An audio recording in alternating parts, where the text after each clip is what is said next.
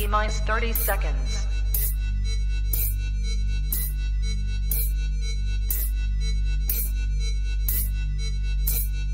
T-minus 20 seconds.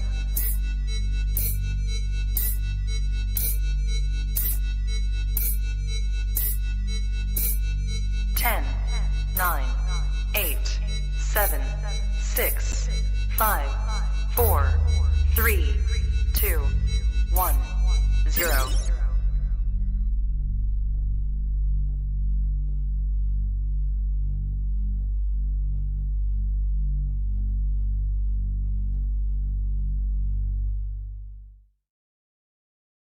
You are now tapped into the coolest reptile podcast in the world. Welcome to the Trap Talk Podcast. Is New Breed on the Block series. I'm your boy MJ. What is good? Happy 2023 again. From if you were here from yesterday, first podcast of the year. Now we are at the very first New Breed on the Block series of the year, and I'm super excited for tonight's guest because this is long overdue. But man, if this is your first time tapping in, what is good, everyone? I hope you're having a good start of this 2023. But do yourself a favor, hit that like button, hit that subscribe button, definitely hit that notification bell so you're on top of every single podcast I drop here on the Trap Talk Podcast YouTube channel. I drop consistently 3 podcasts a week from this YouTube channel, and then I also have other stuff going on my other YouTube channel called the Trap Vlogs, which is all basically my animals and me going to other people's places and whatnot. Very proud about what I do with my animals. So make sure you go subscribe on those YouTube channels as well. I will say this, if you're looking for exclusive content, if you want to start your 2023 off proper and right, and if you are very, especially if you're new into this and you feel like you want to kind of grasp onto, getting to know people quickly and the right kind of people, I think the first thing you should do is go down to the very first link that you see in the description below and join the Trap Talk Patreon family. As soon as you join the Patreon family, you get a link to the Discord, which gives you access to over 150 trappers in the building. Okay, there's over 20 channels of just nonstop awesome conversations going back and forth. I mean, honestly, the Discord is life. Shit's cracking in there. So shout out to everyone who gets it on and popping in the Discord. I appreciate all my Patreon family, but I also put out exclusive content only for my Patreon members called the Soundcheck Chronicles. Super exclusive, super juicy. Never know what we're going to talk about, but only for the Patreon members. And honestly, I just want to say thank you from the bottom of my heart. All the tiers, no matter what it is. I mean, other than my Patreon, which my Patrons they're my heart, right? But even my viewers, I want to say anyone who takes their time out of their day to sit here, listen to what I have to say, but more importantly, what the guest has to say.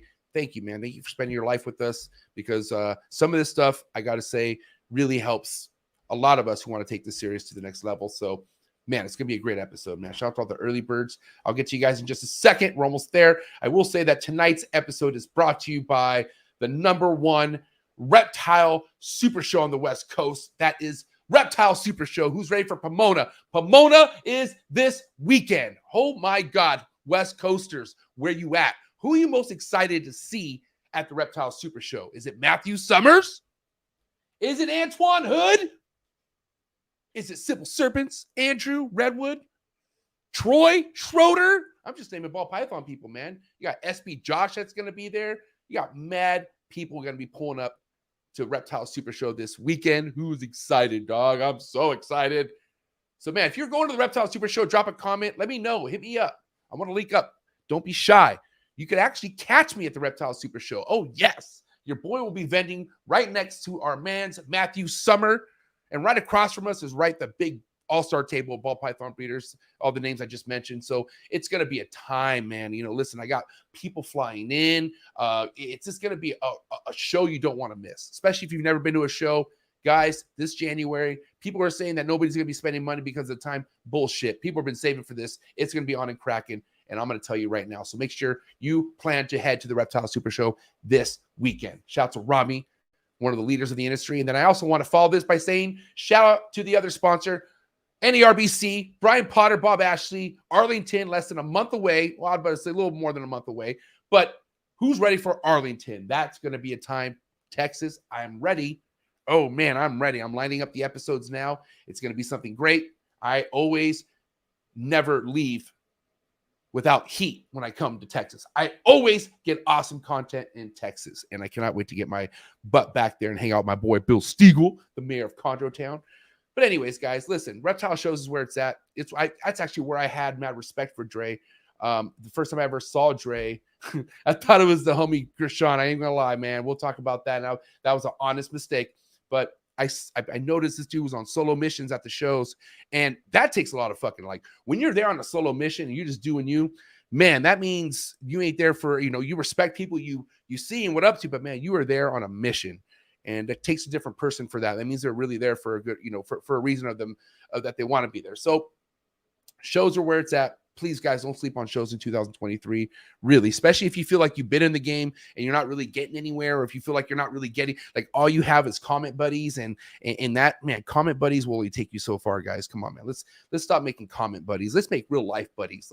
Let's go to shows and become homies and make memories, not babies. Ain't nothing wrong with making babies. I'm just saying, just the same. But anyways, shout out to the leaders of the industry, Rami, Reptile Super Show, and Brian Potter and Bob Ashley, NARBC. Early birds, what's good? Who's here? Who's ready to rock and roll? By the way, don't be shy with the super chats, guys. Let's go. Can we get to? Don't let my boy come through, my boy Shane come through and just drop a super chat and just smash on you fools. Can we get the super chats cracking tonight, please? Especially if you got a question or a topic for us or for my boy Dre, because it's gonna get popping tonight. Who's here? Who's ready to rock? Damn, early birds, it's cracking, brah. Sunshine State Sulfurs, what's up, player? They'll be West in the building. Trap Talk Patreon member. We had an amazing Zoom call last night. Another awesome perk about the Trap Talk Patreon member, we get together on Sundays, face to face. We had Gary Shavino in the building last night. That was a time. Shout out to you if you were there. Big boy!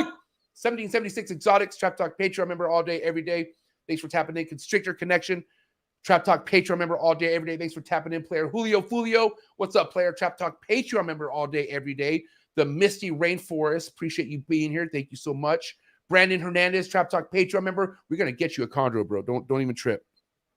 I hate it. Like my homie Brandon, right? This guy, Trap Talk Patreon member all day, every day, but also a homie. I would love to be able to sell this guy a chondro because he asked me, but man, I can, like I said, I've said this before, I can't even sell myself a chondro right now, man. I'm still trying to figure it out. So day by day. But anyways, we're gonna get you right when you're ready. So don't even trip. Thank you for your support. Mackie Tig, I like that name. Mackie Tig, I like that. I like that. It's different. Thanks for tapping in. Slithery Serpents, what is good? Thanks for tapping in. Chantel, what's up, homegirl? Pacific Rim Serpents, Trap Talk Patreon member. Team Zoo Dreams, it's my girl. Thanks for tapping in. Heathen Hatchery, my boy right here. Brian, Trap Talk Patreon member all day, every day. Father Blue, my dog. Hey, we need to talk. I need those. I'm a fan. This fool has water dishes that I'm a huge fan of, and I need more of them. Now, like, I have my OCDs kicking in. Like, only, I think, this side has his water dishes. I want all of them to have them now. But anyways, we'll talk soon with my dog right here, Father Blue, in the building. He will be on the show at some point as well. Wise Guy, what is up? Thanks for tapping in. J Creation, what is up? Yeah, shit's about to blow. Thanks for tapping in. RO 5.0, what's up, player? Thanks for tapping in. Keys Constrictor, my dog right here. One of the guys killing it in the podcasting game. Make room. I'm telling you right now, Keys Constrictor's coming hot. Don't mess with my man. This fool had almost an 8-hour podcast for his 1-year anniversary. That shit's hard, bro. You guys, nobody's grinding that hard. That shit's nuts. Respect to my homie Keys. Lucas Landon Royals. What's up, Lucas Landon? Thanks for tapping in, player. I appreciate you. Deviant Glass, Trap Talk Patreon member all day, every day. Thanks for tapping in. Heartland Reptiles. What is good? Trap Talk Patreon member all day, every day. My homegirl Lily, who's flying in Saturday. It's my girl, my sister right here. Lily, I cannot wait to hang out with you. It's going to be an amazing time.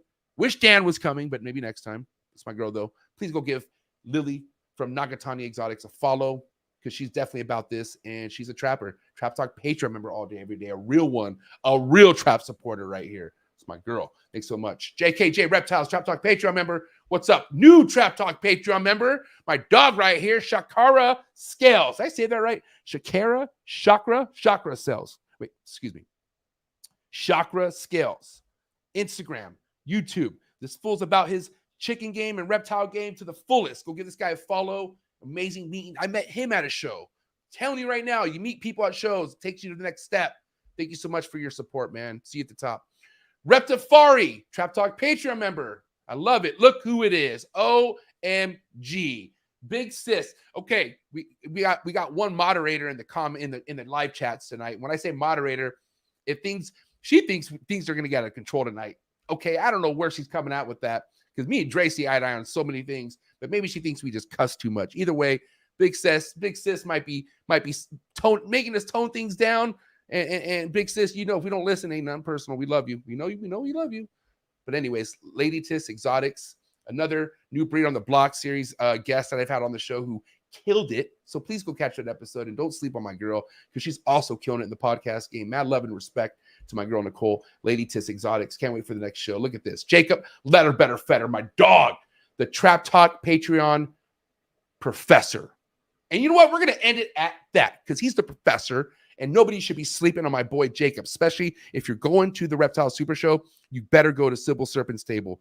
Telling you right now, this fool killed it at Vegas when, no disrespect, nobody did other than geckos. But don't sleep on my boy Jacob. He has mad heat that he just hatched out. I don't know what he's bringing, but it's nothing to sleep on. And I'm going to just say this, guys. The table that Jacob's at, nothing's to sleep on that table. That whole crew right there. Should we call you guys Motley Crew? We got to find a good name for you guys where people always remember who the fuck we're talking about. Maybe we can think about that at the show. But Jacob, Letter Better Fetter, that's my dog, and that's my boy. Guys, it is about that time. We got my boy Dre DW Exotics ready to tap in. So let's strap up. It's going to get hot. It's going to get heavy. Get something to keep hydrated, especially if you're me. Damn. But yeah, man, anything get your mind right. Do what you got to do. But it's going down. 2023, very first new breed on the block series coming right now. Let's go. See. You ready for do more in the future? Trap Talk Podcasters? Yes. Man. Only Trap Talk. Exclusive. Yes, Exclusive. Oh. So stop calling us. Rub the spot, get the club to pop. When I come up with the crop, gotta love it or not. I'm hot from the hop to the rub the spot, get the club to pop. When I come up with the rub the spot, get the club to pop. When I come up with the rub the spot, get the club to pop. When I come up with the rub the spot, get the club to pop. When I come up with everybody, we do it. Everybody, we do it.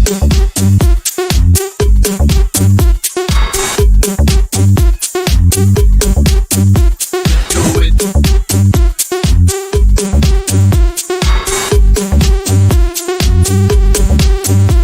Do it. Do it.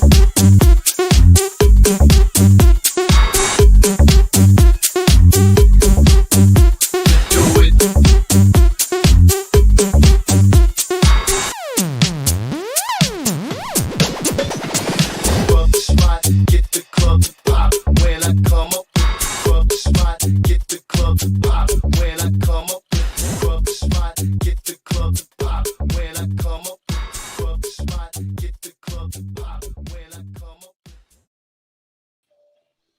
It's the DRE, DW Exotics in the building. What is What up? up? What up? What up? Hey, I'm feeling those right away. I got to say, I'm feeling those speakers behind you. Oh yeah, my dad's actually a DJ, so I'm just kind of just. Dog, what? yeah. What's your dad? Was he like on vinyl? Is he OG like vinyls or CDJs? What is he playing on? I have to ask. I'm pretty sure. I'm pretty sure he's got vinyls. He got the right behind me. He's got the new MARC NS7. That's what he's on right now. He loves that thing. Probably love it more than me. So I can already tell you were brought up with good music in your blood. Like you must. Oh you yeah. must heard music your whole life. Definitely. Dang, man. Well, this is already starting off to a good start, man. But Dre, listen, I got to say thank you for tapping in with us tonight. Really means a lot. Guys, Appreciate get the likes up for my boy Dre. And like I was saying earlier, before we went live, I had a lot of respect, because listen, no matter who I meet up with or who I mob with to a show or to an event, man, eventually I wander off and just do me, right? And I kind of like run into people.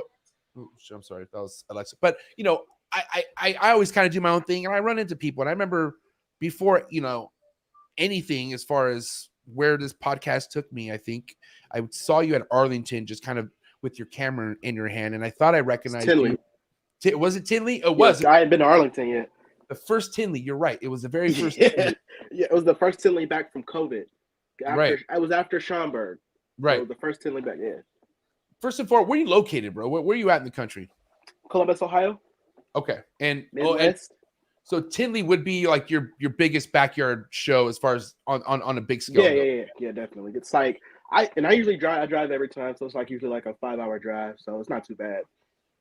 How many times have you been to Tinley? So this March will be my 5th time. Wow. Okay, so this is okay. I love it, but hello, like you understand why you should go to a show, right? I mean, like, yeah. I'm not capping when I say how important it is to go to a show. Am I right, Dre? I tell people all the time, go to a show, and I try to get people to go to like the bigger shows because there's so much exposure. Yeah. And I tell people, like, as many times as I've been to Tinley, I've never bought an animal. You've never seen an animal in my hands. I go to, number one, of course, get some content, but I go to network and hang out with people. That's literally how this became an idea. I said, was it October? I said, hey man, I'm trying to be on that podcast. Let me know when you're free. And it happened. So that's the biggest thing for me is networking, getting my name out there, getting people to see that anybody can do this and go after what you want. That's really what I'm all about. So, like I said, instantly and I can't, it's weird to say this because I don't try to sound cocky about it, but when people tell me they want to come on my show, instantly I say, well, like in my head, not to be a dick, I go, well, good luck, because there's there's a fucking, like, I have a list, and then not, and not to, it is what it is, but my Patreon members are definitely always first when it comes to new breeder shit. And if it all works out date wise, they're going to get the first slot in my Patreon group. It's, so, people I fuck with. Right. And I do fuck with you. I'm just saying, but that's usually the way it works. So the way it worked with you, though, first and foremost, somebody wasn't able to come tonight, but on top of that, like after you telling me that, you just became more on my radar. Like it was weird. Like I started following you, but then I just noticing that you were tapped in with some other good hitters. Like you had some good networking going on in your circle, Yeah. And I paid attention to that. So I was like, damn, all right. So this was tapped in. He's actually connecting his circle, and he's with some people that he needs to be working with. And so that kind of maybe put my respect on your name. Was that also you don't really work with ball. Wait, am I right or wrong? You don't work with no ball pythons. No, I had one, but I actually I donated it to okay. Uh-oh. You okay? Yeah. Oh man. You two better not doubt me. No, you good? Trying to get to me. Oh man. Come on. She saw a live feed. She saw a live feeder. So when I do these podcasts, she likes to jump on and say hi. She saw a live feeder. She saw a live feeder content creator in the chats, and that's what did it. I'm telling you right now. But yeah, I had one ball python. I actually gave that to my brother, who actually has a store here. But yeah, as of now, I don't work with any ball pythons, and I probably won't ever again. So. All right. Hey. Look, they be at me all the time, but yeah. Okay, well, respect to that, because I listen. It's as much as I kind of act like I don't like the ball pythons, they are my foundation, and they are important on why I have what I have. But I can't tell you how much I don't want to say I can't wait, but I dream of the day where I don't have them no more. And the only reason, because I know whenever I don't have the ball pythons anymore, it's not about the money. That's not the really big goal at that time anymore. I'm very far from that. Let me tell you that, because it'd be stupid for me to just give up the ball python game, especially because where I'm at with it. But it's also the work. And I'm not trying to say I'm trying to avoid work. I just trying to avoid to rely on money with animals. Like that's a scary thing right now. You know that, right? Like obviously, I ain't got to tell you. You're tapped into. I still work a full-time job. So I get it. Yeah, right. Yeah, right. Exactly. God bless you for that, right? And this is why I push this so hard. And I treat this like a full-time job, but it's just something I have control over, because I don't want to have to just sit around and wait for snake eggs, and then more importantly, find people to give me money for these animals like that. Right. That ain't always going to come the way it comes. And like I said, ain't no recession, but right now people are being wise on how they drop money with certain people, and you got to be up on it, and that's just how it works. Yeah, and I think another thing is I'm not into ball pythons, but a lot of the people that I talk to, that's my sister. That's your sister. A lot of the people that I talk to are into ball pythons. Nicole, Gershon, Antoine, Keys, right. Everybody.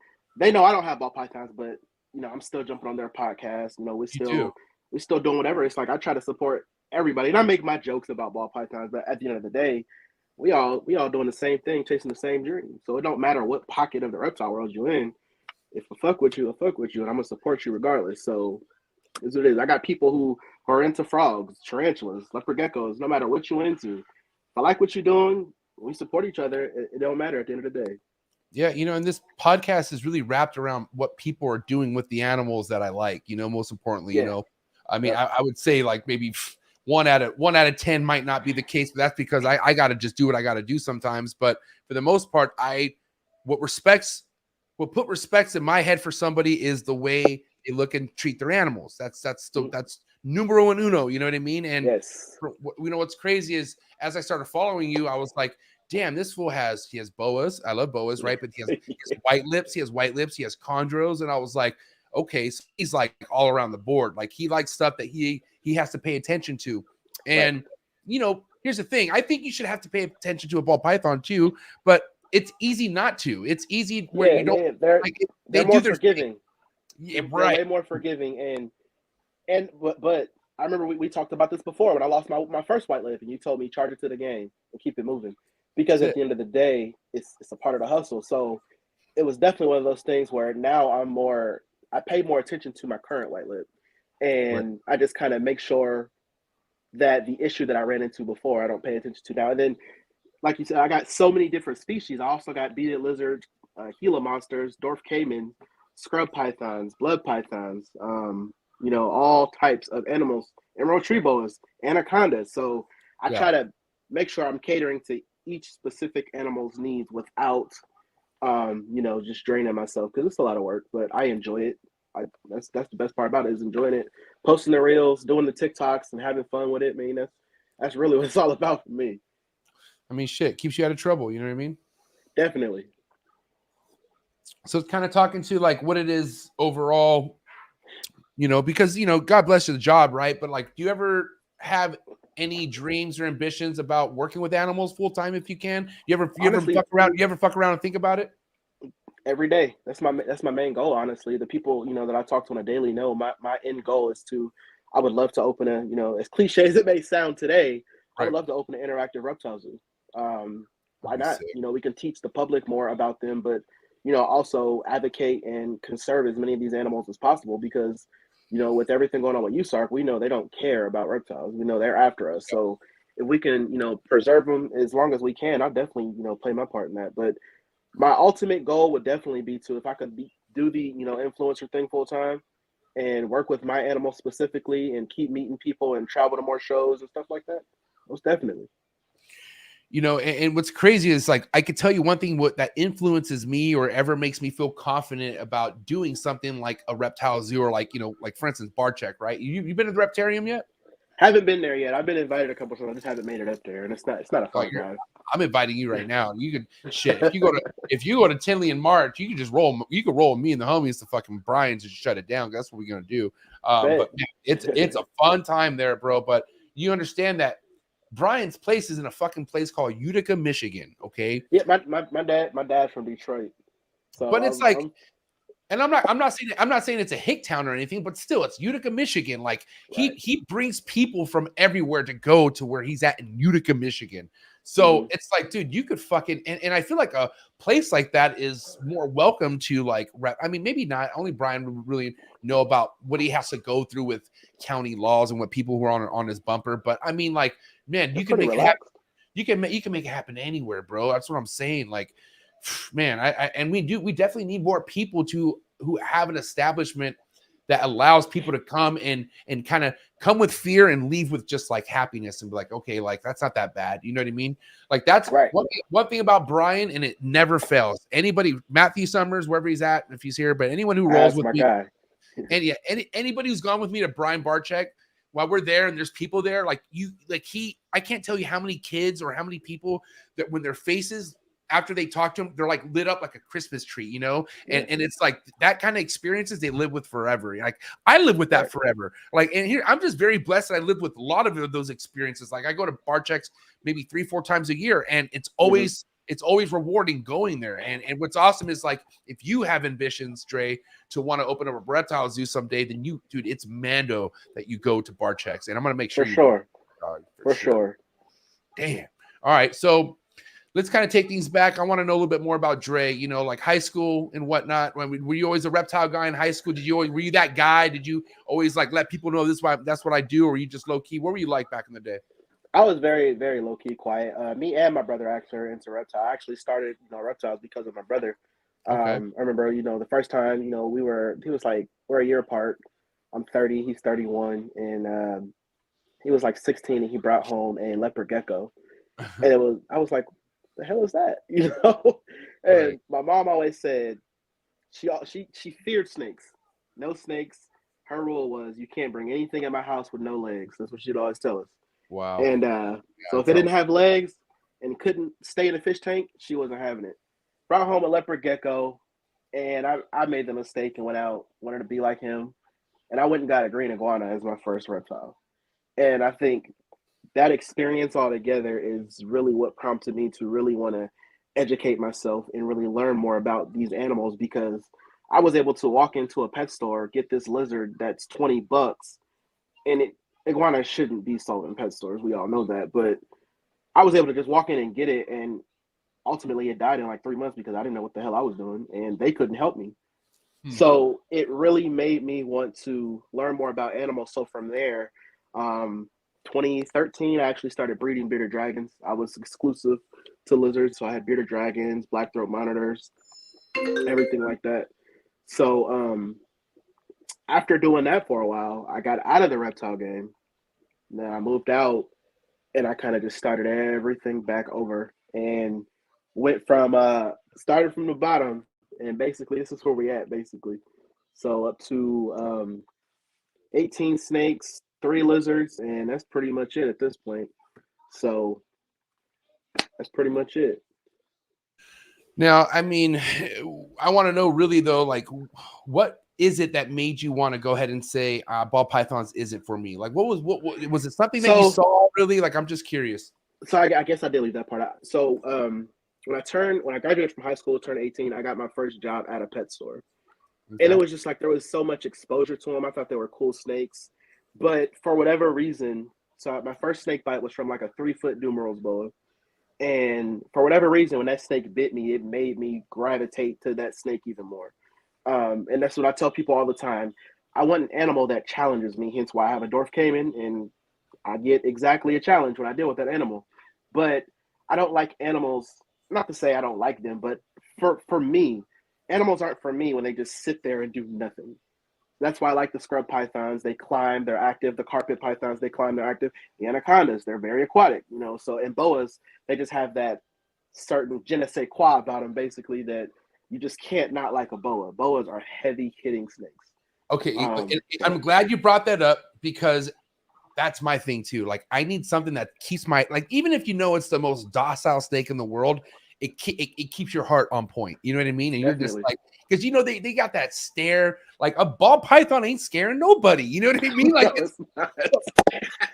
you got like a good sized boa or a good sized scrub, or even like a beautiful fucking feisty green tree python. You're gonna be on your P's and Q's. You know what I mean? You ain't gonna want to sleep. Exactly. And like, you always respect the bite. Like, even though a bite doesn't really hurt, like, meaning you ain't gonna die. Like, you gotta respect it. You gotta respect it.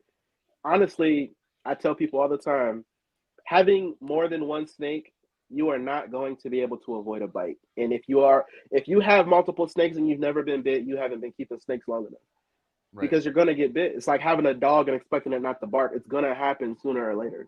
So I look forward to being bit. My anaconda bites me the most. I've been bit by that thing. I've had it. That's the last snake I bought, and I've probably been bit by that thing probably like 13 times. But it comes with the territory, and it is what it is. Like, even, I have, like, I don't mind if it's a random person on Morph Market and they're like, oh, does the snake bite? And then we're talking about a ball python, right? And I'm like, it's okay. Like, it's maybe, that's a curious thing. And I let them know, like, hey, like, it's a reptile. It's anything's possible. It's an animal. It has teeth. Right. It has teeth, right? But if it does, you're going to be fine. It has no harm. It's not, you will be fine. You'll barely even bleed from a ball python bite, right? But really, like, in my eyes, if you've been keeping reptiles long enough, that should be a stupid question to ask anybody. Like it's, and like I'm saying, when you already been purchasing shit, don't be wasting the buyer's time. if the fucking snake bites. Like you're getting it's a snake. You're getting exactly like that is the most dumbest question for any advanced keeper to ask. And I'm like, especially if they ask that question, they don't end up buying it. It's like, bro, you're fucking lame, bro. Like you must have just not. You ain't ready. As a black reptile keeper at that, the questions I hear is crazy. You hear a lot of crazy questions, man. It's like certain questions I don't know what to do with. And honestly, a lot of the questions that I get is where a lot of my TikTok content comes from, is because sometimes I can't believe people actually are asking me this. You know, it's like, how does it feel to be black and have a snake? I guess it feels the same as to be any color and have a snake. Like, I don't understand how you want me to answer that. It's a snake. It's an animal. I don't understand. Like, am I supposed to just be chilling, you know what I'm saying, with a 40 and a pit bull? Like, what do y'all expect me to be doing right now? Sir, that's not really the criteria for your skin color. You need dogs. Basically, or my favorite, you doing white people shit. And it's just like, I didn't know that there was a color to keep a certain animal. You know what I mean? So yeah. It's weird, but I don't know. I don't care what the race is. Sir, all races have a thing about reptile keepers. Okay, it's some are more lax. I would say the white people are obviously more fucking just like, you know, it's more common, right? But you know, Mexican families, Asian families, blacks, it doesn't matter, bro. You got some people who just don't fuck with that shit, especially like the ones that are rooted, like, you know, you got the OG grandma and grandpas and shit. Like, they don't want nothing to do with this shit. You know what I mean? Like, for the most part, yeah. 9 times out of 10, that's usually rooted in religion. And we already know that. We already know that. Right. And that's true. For me, I was raised Christian, but it's just like, it's an animal. You can't sit here and tell me that all things were created equal by God, but this particular animal is the devil. It doesn't make any sense. My respect goes for if you keep your animals and you keep them by your best doing, and you try to learn and evolve. Mm-hmm. I can't have nothing but love for you, because that's what an animal deserves, bro. But understand that there's people who've made so much money in the reptile game and they still can't keep an animal right. They're still terrible keepers, like piece of shit keepers. Those are the type of people I wish I could just handpick and get them the fuck out, because we don't need that. You know, that's like, here's the thing. Humans have already done enough damage to animals, bro. Like the pet. It's still doing. It's not done. Yeah, bro. It's unfortunately going to be it's a war that's never going to stop, bro. Like, because humans are fucking idiots. They're selfish. They think they're right. They're just, you know what I mean? They're just, and this is why I love a true animal lover, because there's not enough of us out there, unfortunately. And when you're like, when you're like you, Dre, you work a full-time job and you fucking make it a point to take care of your animals. You fucking put them out on your social media platform. It's a duty to you. You know what I mean? Mm-hmm. And I feel like it's a duty of honor. Like, you feel honored to keep what you have. Am I right? Definitely. I take pride in my collection. Dude, I get goosebumps thinking about it. Like, I don't have a choice. And hey, you could take this social media shit away right now and I would still have my goosebumps, because this is my enjoyment, bro. Like, no cameras, no phone, put the shit down. I'm still excited. I love all this shit. Like, I'm really happy with my animals. And I think people need to, like, man, that's what it's about, Dre, right? Just be happy with what you have going on. And even if it's little, it will go somewhere. Let's talk about when you didn't, okay. Do you remember the time where you didn't have too many reptiles and all you could do was dream about having more reptiles? Do you remember that time? Hell yeah. When I first bought my blood python, that was the only snake I had. I had a blood python and a leopard gecko. So your blood python's what started this off? Snake-wise, yeah. Snake-wise, wow. I jumped into the blood because, like I said,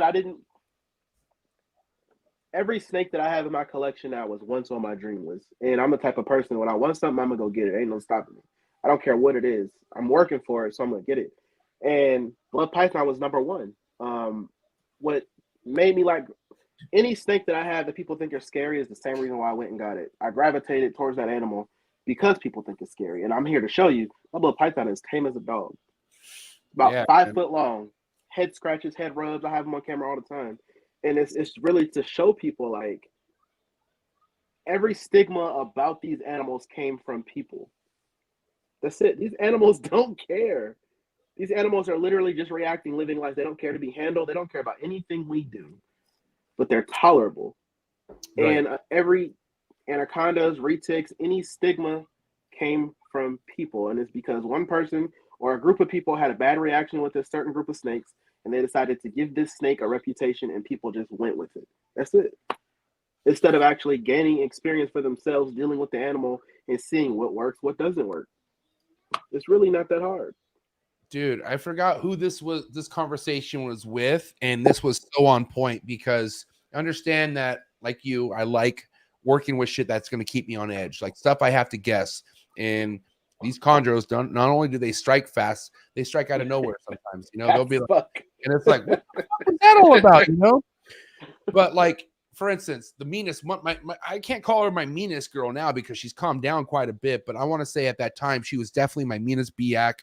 She was just like the glass hitter, like, and I'm like, dude, chill out. Like, and her temps were fine and everything. Like, that's why I even told Nicole when she adjusted all her shit, I was like, hey, he can still be an asshole. Like, there's personalities, but like, don't I was like, don't be surprised if he does calm down though. And that's luckily he did calm down, and I guess she's doing great with him. Good job, Nicole. But for instance, with this girl, she was probably going through a teenage stage, but nothing was calming her down, right? Until one day she was hitting the glass and it was making me feel like she's stressed out in this 4x2. I'm going to put her back in her tub. So I put her back in a Sterilite tub, but it was like these newer Target tubs that had like these ridges on the inside of the lid. And so whatever she was doing, she pushed and shoved her eyelid off. So her, like, I'm talking about, dude, the top of her eye was exposed. And the meat was like flexing inside. It was disgusting. I thought she was a goner. And I was like, dude, this is nuts. And so sure enough, she was not happy, bro. It was even worse, right? While her shit was all busted. But as I was treating her, she was calming down. And it was crazy to see, right? Because I used to I was like, God damn it, my heart, I'm not here. I have to go through this shit again. And it's like, you know, it's not always fun dealing with shit like that, right? Like sometimes it's like, you know, here we go. Like you're getting ready to go to battle with this thing. But I noticed that as I was giving her betadine soaks, by the way, biggest advice for anyone out there who deals with the snake who opens a wound like that, you got to give them a betadine soak. It's called betadine. On hand. It's called betadine first aid solution. You put it in like Walgreens, CVS. Yeah, CVS, any pharmacy. You put it in like room temp water, nothing too warm, and you brew it around like tea until it's brown. Anyways, you want to soak your animal for 15 minutes about every other day until it goes into shed, right? So basically, on the third soak, she went from like wanting to kill me to like I could peel her off the perch like nothing. And I'm like, oh my, she was like submissive because I feel like she knew I was helping her. And so I couldn't believe my eyes. I'm like, dude, like, and so basically the first experience I saw with her being chill, the next time, same thing. And then mind you, it took a couple, here's the thing, like she shed and there was a huge like scab, right? So it formed into a scab and her shit was so deep that when the scab came off, it was like open again. So I was like, oh my God. Like, so it was like a fucking pain in the ass. It took like 3 sheds to actually get this girl to close that up. Like maybe she needed stitches, but I just did my thing with her and God damn, you know, these snakes are like, they're like healing machines if you do it right. But what was crazy, Dre, was to notice that she knew I was fucking taking care of her. Like she went from like, fuck you to like, dude, please help me out. Like I'm good now. Like I don't want to fight you. What's like, help me. And I don't think a lot of us had that experience with reptiles to know that they are a lot smarter than we take them, bro. Like these things are smart, bro. Like they know. And I honestly feel like when you have to deal with an animal that becomes sick or ill and you have to deal with them, that's when you learn the most about that animal or about a specific species, because you have to then start digging into other things, you know, effects and how this will affect this animal, but also how the animal is going to react after that. Because I've seen animals who are totally friendly, something goes wrong, then you have to treat them and they become complete assholes. And I've seen the reverse. So like me and Nicole just did a podcast the other day where I talked about how blood pythons literally do not climb, but my blood python proves me wrong. Right. And it was just a point where it's like, these animals are constantly showing us what they're capable of. We'll never know everything about them because as they keep evolving, there's going to be more information for us to learn. And this is also too why like I try not to get too out of control. And by the way, also shout out to the sponsor, Focus Cube Habitats, because Focus Cube Habitats actually went ahead and bought one of my ball python productions this year. And she's like, MJ, nice. She's like, MJ, I'm taking your hatchling, I'm putting it straight into a 4x2. And I'm like, what? And she's like, yeah. She's like, I think I got, and I'm going to document this. I'm like, all right, like do your thing. And mind you, the one I sent her, feisty little thing. Like this thing was a beast. Like, so I feel like this thing was kind of bold and don't really care. So, hey, nothing. If you, for foremost, can do all that for a ball python, like if you're not trying to be a breeder, okay, or maybe if you do want to breed, if you want to do 100 4x2s, go ahead. Nobody's saying it's impossible, okay? Depends on the personality. I got to say, Ashley sends me photos of this snake basking, perching, doing its thing. God bless the ball python. It's having a good time. But I know it's just not a necessity for the ball pythons. They are a snake that wants nothing to do with anything living. They want to hide. They want to disappear. Maybe want to bone every now and again. Of course, that's normal. But for the most part, ball pythons are happy in a dark, warm, humid area, just left alone. Okay. And they're tolerable. They're very tolerable, ball python. I love ball pythons because they tolerate so much. But at the end of the day, they all have personalities too. I actually had a ball python that was like so mean. Like it was like a quote unquote blood python, like what people think blood pythons are. That's how this thing was acting. So it's like you can't call one thing the same. It's all different, bro. Like even people trip out like, bro, how do you hold your chondro? Like I'm like, dude, I could hold all my chondros like this. Like there's such a misconceptions about you can't hold your chondro. Every animal is different. I've held mine multiple times. Right. Every animal is different, and I don't think people understand it. People will literally label an entire species of an animal bad based on one animal. Doesn't make any sense to me. Like people in the dog game, or like think about people who have to rent a house. Like one thing that we went through at this house was like I had a straight fake, and I don't give a fuck now because we bought a house, we're leaving. But I had my landlord. Congrats. Yeah, thank you, bro. My landlord was like, "Hey, sorry." Like after she told us we could already move in 6 years ago, she's like, "Hey, sorry, my homeowner insurance won't insure you guys because you guys have pit bulls." And I'm like, "What?" And she's like, "I'm like," and I was like, "Dude, what do you mean? Like, I'm moving into this house." Like I was so upset. And then she was like, "If you could give me some sort of like certification that they're," because I was like, I'm like, they're so trained, even though they're not. I was like, they're blah blah blah blah blah. And so, bro, I had to shout out Mommy Tony P, man. He went ahead and photoshopped me like a fake canine certificate that made my dogs look like they were like SWAT trained and shit. So I sent that shit over to her. She was like, "Okay, you're good," and that gave her the peace of mind. And here we are, fucking. Damn it, fraudulent MJ. Oh well, I did what I had to do. Hey, you about to get out of there, so it don't matter. Do what you want to do, bitch. We leaving. I don't give a fuck. Right. But it's like, it's a shame. Like, really, like it. I mean, any dog could do damage. Like, okay, yeah, Chihuahua, not so much. You could kick that thing off. But like, a German Shepherd or a fucking Husky or like any big dog, a big mutt could fuck you up. Like, it doesn't matter. Like, but everything's classified around, Rottweilers, pit bulls. Like, why are those specific? Like, that's fucked up. Like, you can't just specifically choose those. We know why specifically those dogs. Michael Vick. That's why. Even before Michael Vick. No. We know why those dogs specifically. Yeah, but I mean, but the thing is, there's so many people like myself who know how to keep these dogs. So they just don't need to be banned. Like the thing is, humans ruined this poor dog. That's what it is, and it's unfortunate because I don't want to keep no other species of dogs but pit bulls. I'm a pit bull guy for life. I'm obsessed with their love.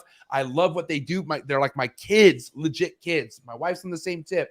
So it's unfortunate because I had to stop going to parks because how they get looked at when I roll up. You know what I mean? Like people clear the way when they see pit bulls. They're like, "Oh my God." Still to this day, they still make a thing. So I will say one thing that people should be very, and mind you, anybody could get a pit bull with no papers for like $300, $200, right?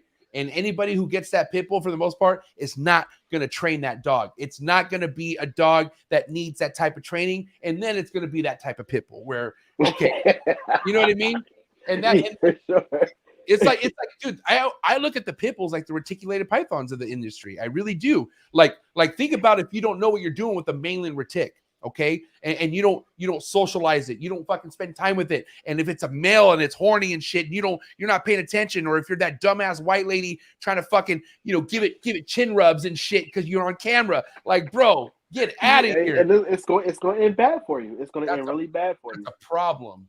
That's a problem. But, at the end of the day, we can't, as much as people hate how many people keep like stuff in Florida, right? And Florida is kind of looked down upon, unfortunately, in the hobby because what's going on. But more importantly, a lot of free handlers and a lot of people doing stuff the way they want to do it in Florida. But we can't stop them. We we can all rally and say, F these guys, and you ain't gonna stop a Florida guy, bro. They ain't gonna stop. And that's the thing. Especially when they're not affected by the laws down there. Right. It's So even worse. That's why so much energy should be reserved.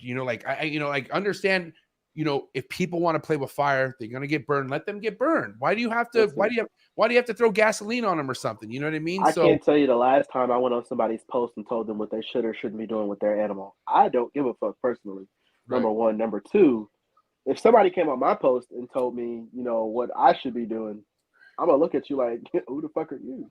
Because Right. at the end of the day, people are gonna do whatever they want to do that makes them happy, no matter if you agree with it, disagree with it. You cannot stop people. And I'm not about to argue with you about it. I don't care. My animals are good. I'm doing my thing over here. That's it. That's all I can worry about. Damn, you gave me a straight bar check answer right there, dog. Because listen, I mean, that's literally it. Because at the end of the day, you like you said, what can you do to keep people to do what they want to do, good or bad? They're going to do them, right? But as long as you do what you need to do to make yourself feel good, represent good, then because, I asked Barcheck this, earlier this year, I was like, Barcheck, before we go live tonight, I want to ask why would you ever still want to collab with somebody like Jay or like still kind of like be friends with them? And he's like, well, dude, Jay makes me look good. He's like, Jay, he's like, you go to Jay's, and that's exactly what happened to me, man. I went to Jay's. I was fucking like, what the fuck did I just witness? I was mind fucked. And then I was scared to go to Barcheck's because of what happened at Jay's. But then Barcheck fucking blew me away, bro. And I'm not kidding you, bro. This was the nicest reptile zoo or reptile facility I've ever walked in. Still is to this day. It's next level. Staff on point. They all work together. It's just amazing. It's crazy how he could keep that much stuff going. And we're talking over 3 years, 4 years of this shit for Reptarian, bro. Like it is still expanding. Oh my God, 2.0, bro. 2.0. I think it's 3.0 actually. It's my bad. It's aquarium. I'm just like, it's gonna get heavy, bro. Like I said, man, it's all we can do is be good examples, right? And then that's why, as much as people know me from a podcast, I'm a lot more than a podcast. This came second. Like what's more to me, more important, more than anything, are my animals. Like that is something I'm very proud. That's what I'm proud about. But I feel like that should be everyone's priority, not making sticker swap homies or being fucking like feeling good in comment threads. Like, how do your animals look before you even talk? And that's how it feels. Just like all of that other stuff is nice in addition to, keeping your animals. But I'm just the type of person, if I'm concerned about what you're doing, there ain't no way that I'm getting done what I need to get done because I'm too busy worrying about what you're doing. No, I'm gonna mind my business, push out my content, do my thing, and keep it moving. That's all I care about. And then you should also pay attention out there of like, if you see somebody who's so involved in the comments, like that should make you think like, man, what does this guy really have going on? Like, is he not, or she, whatever the case is, like, what are their purpose? Like, what's your purpose in this reptile industry other than maybe being a heckler or maybe being an influencer in the comments? Like and that's the thing. I appreciate all support. I love it. But really, I'm here for longevity. I am looking for motherfuckers who are about this shit for the long run. I'm not looking here for fucking peanut gallery support. I'm not looking for, hey, MJ, I no offense, but my energy goes to people who want to do this for a long time. That's it. For sure. But doing it the right way, who recognize the right ways. And there's so many ways to the right ways, right? And the right way is the animal way. If the animal's living, it's thriving, then that's the way to go. There's so many different ways of doing that, which I also will get into here because, there's so many different styles of substrates with husbandry and whatnot. What has with all around with what you keep? Are you a 1-2 person? when it comes to substrate? Like everything has the same thing, or does it fluctuate? How's that work? So I kind of literally recently, like as soon as as recent as like last week, I decided to switch everything over to paper. Besides my emerald tree and my green tree are still on substrate. And the reason for that is I just had too many snakes, and when I would feed them, I would have too many snakes that would just get the substrate caked into their face or their mouth, and I just got tired of it. So I just decided to switch everybody on to just paper bottom for now. I don't know if I'm gonna switch back or anything like that, but for now, I just want to make sure my animals are good. We don't have any like infected mouths, because I also take my animals to the vet regularly. So I do 2-year checkups, so twice a year, usually beginning and end of year checkups. Because I spend a lot of money on my animals, a lot of time with my animals, so I want to ensure that just like a dog or a cat, they're good, you know. So if I'm making content off of them and I'm making money off of them, I want to protect my investment. So therefore, I'm going to do any and everything that I can to make sure that whatever I'm doing isn't affecting them or impacting them negatively. So for now, everyone is on paper. So I do have to admit, man, I mean, I'm not happy to say this, but I'm a believer to where there's a certain point where I should take my animal to the vet, right? And this is only because I have so many animals, and I didn't do things, I guess you could say, smart like you are. Like it's actually smart. If you could take your animal on frequent checks, that is probably the most safest, smartest thing you could do for anything that you keep, right? But for me, that's not the case because how many animals I have. So I want to ask you, since you are somebody on this energy, since you're somebody on this level, what does a veterinarian recommend on a frequent check? Like, what is it? Does she ever say, hey, look, this animal looks good, I recommend this, or anything like that? Or is it just checkups? You get test done? Like, oh, I'm just curious on how these recent visits are going. So basically, if I'm taking the animal in for just like a basic checkup, there's really no recommendations. They're really just basically telling me like, hey, this animal looks good, or I would look out for this. So like when I took my Cayman in, I took the Cayman in November. That was fun. And they had to go check her mouth, and she had like looked like a cut on her mouth, and they said they would basically just kind of monitor her and maybe cut back on the raw meat, because that can get in there and get infected. So stick to whole prey now, since everything is covered by fur and they can swallow it whole. But that would be the only thing. There was only been one time where I had to take an animal in for something specific, and that was the first white lip I had. He had a respiratory issue, so they just basically gave me some Fortas, told me how to deal with that, but that was pretty much it. But it's usually, animals looking good. They'll check the weight, look at the mouth. That's pretty much it. It's usually very simple. I'm usually there for like less than an hour, and honestly, it's not as expensive as people think. I've taken. So the most I usually take 2 reptiles at a time. So the most I'll pay is like around $250, $275, which for me, that's really not that bad for 2 animals and just a checkup. And I mean, for me, it's worth it. If I paid, I got an IMG. My IMG was $5K. If I paid $5K for an animal, I can pay, $275 to make sure he's in good health. Amen, bro. I mean, I think I'm gonna drop some beans right now, maybe because I'm hungry, but bro. I like you, Dre. God damn it. I got construction work. Hey, hold on one second. Good, bro. This is important. What's up, bro? Hey.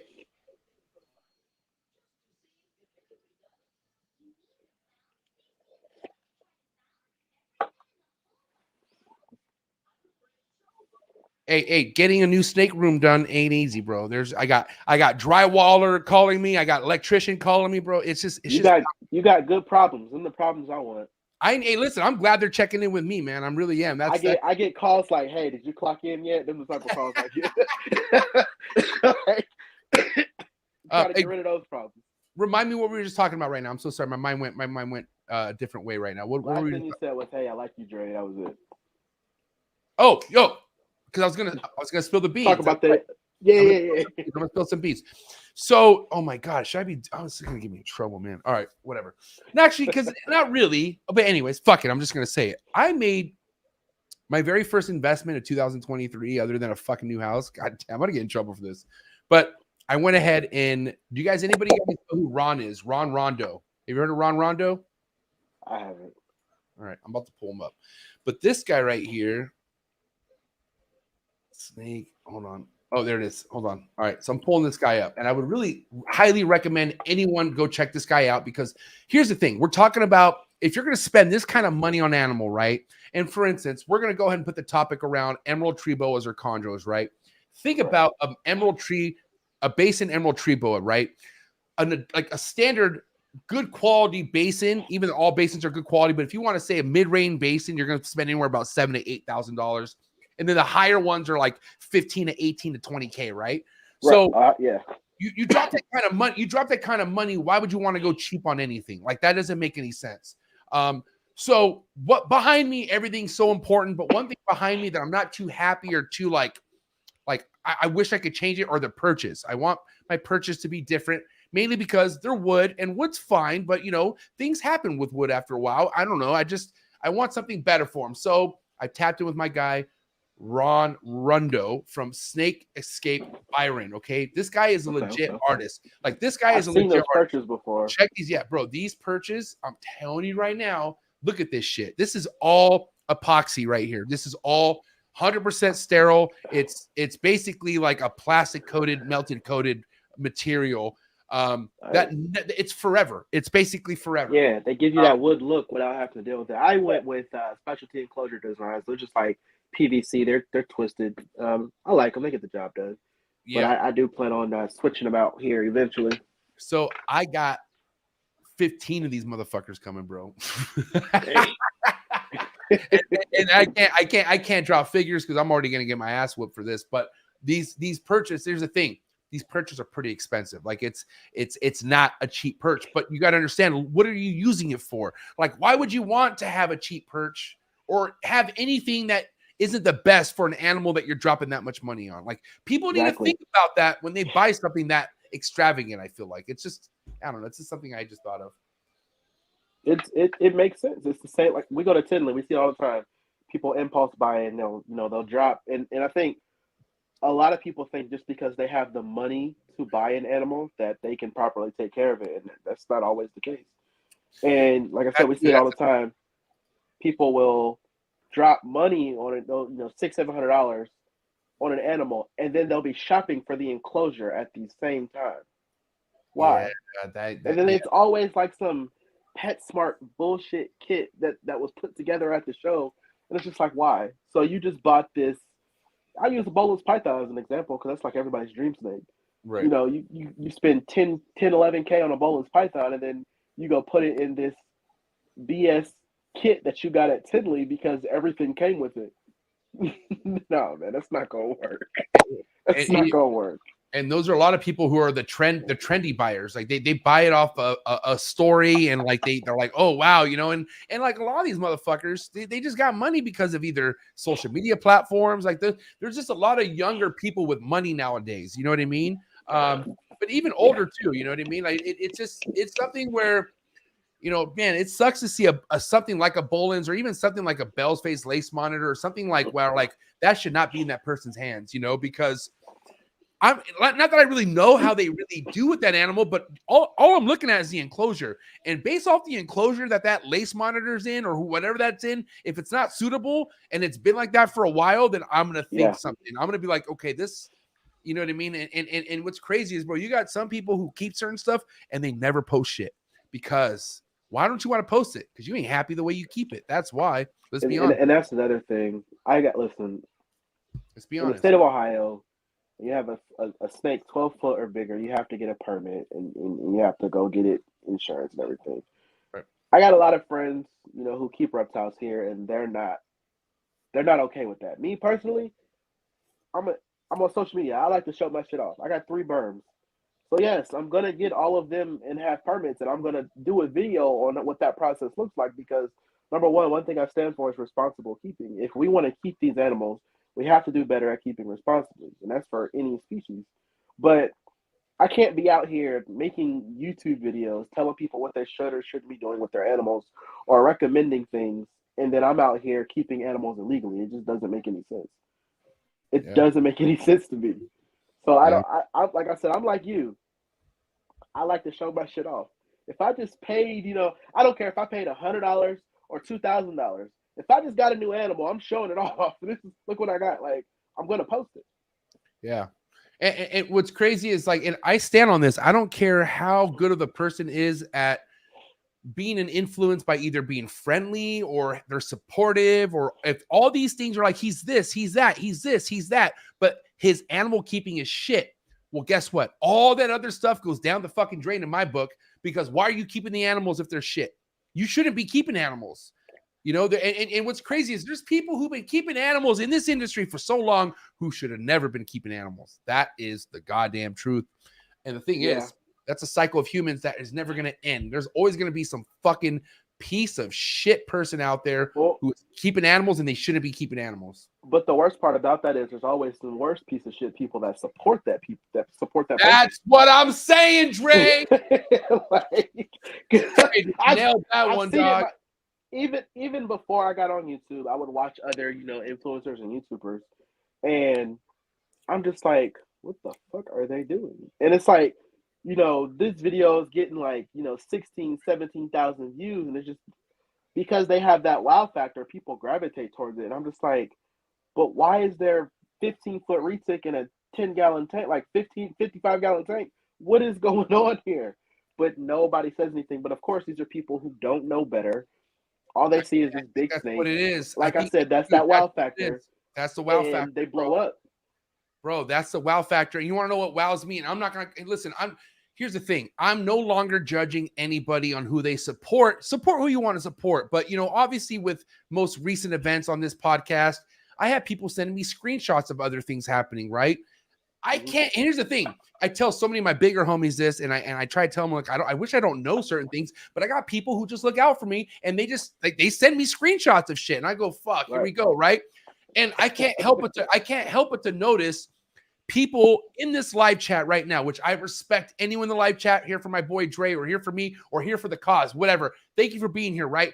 But they know how I specifically talk about other type of content creators, and they're in the live chats the way they're in this live chat, like the way they go, hey man, like, all this, like all this, it's like that wherever they go. And listen, that's good. I'm glad that there's positivity like that going on, right? But I can't have that type of fucking energy that is hip hoppy, because I'm very passionate what I believe in, Dre. So when I say I think live feeding videos is very bad for the hobby, when I say keeping retics overly stocked to where they have no fucking face left and just their eyeballs, I say that's a fucking poor person to follow. And if you fucking support people like that, I mean, I just don't want nothing to do with you, unfortunately. Like, we could be cool. Like I said, right. You could be here. Thank you for being here, but don't expect any kind of respect from me, period, at all. Zip. I ain't even going to tell you that I see you supporting those people. I'm good. Do your thing. It's just, that's a problem. When you support trash, you give trash a reason to keep going. You know what I mean? It makes no sense to me. Why? But those are people who are they're pleaser peoples. They want to just please people to feel like, oh, okay, I'm good. I'm nice to everyone. And like, the world is based off that. Like, there's a lot of just fake people out there, but I'm good. Well, that's because social media gives people a platform where they think their opinion matters. And truthfully, we're gonna be honest. You come on my page with your opinion, it ain't gonna mean shit to me because of social media. You may have an opinion, but that does not mean I have to validate it because I don't care. It is what it is. People have opinions all day. We can agree to disagree all day, but I'm not changing for nobody. That's it.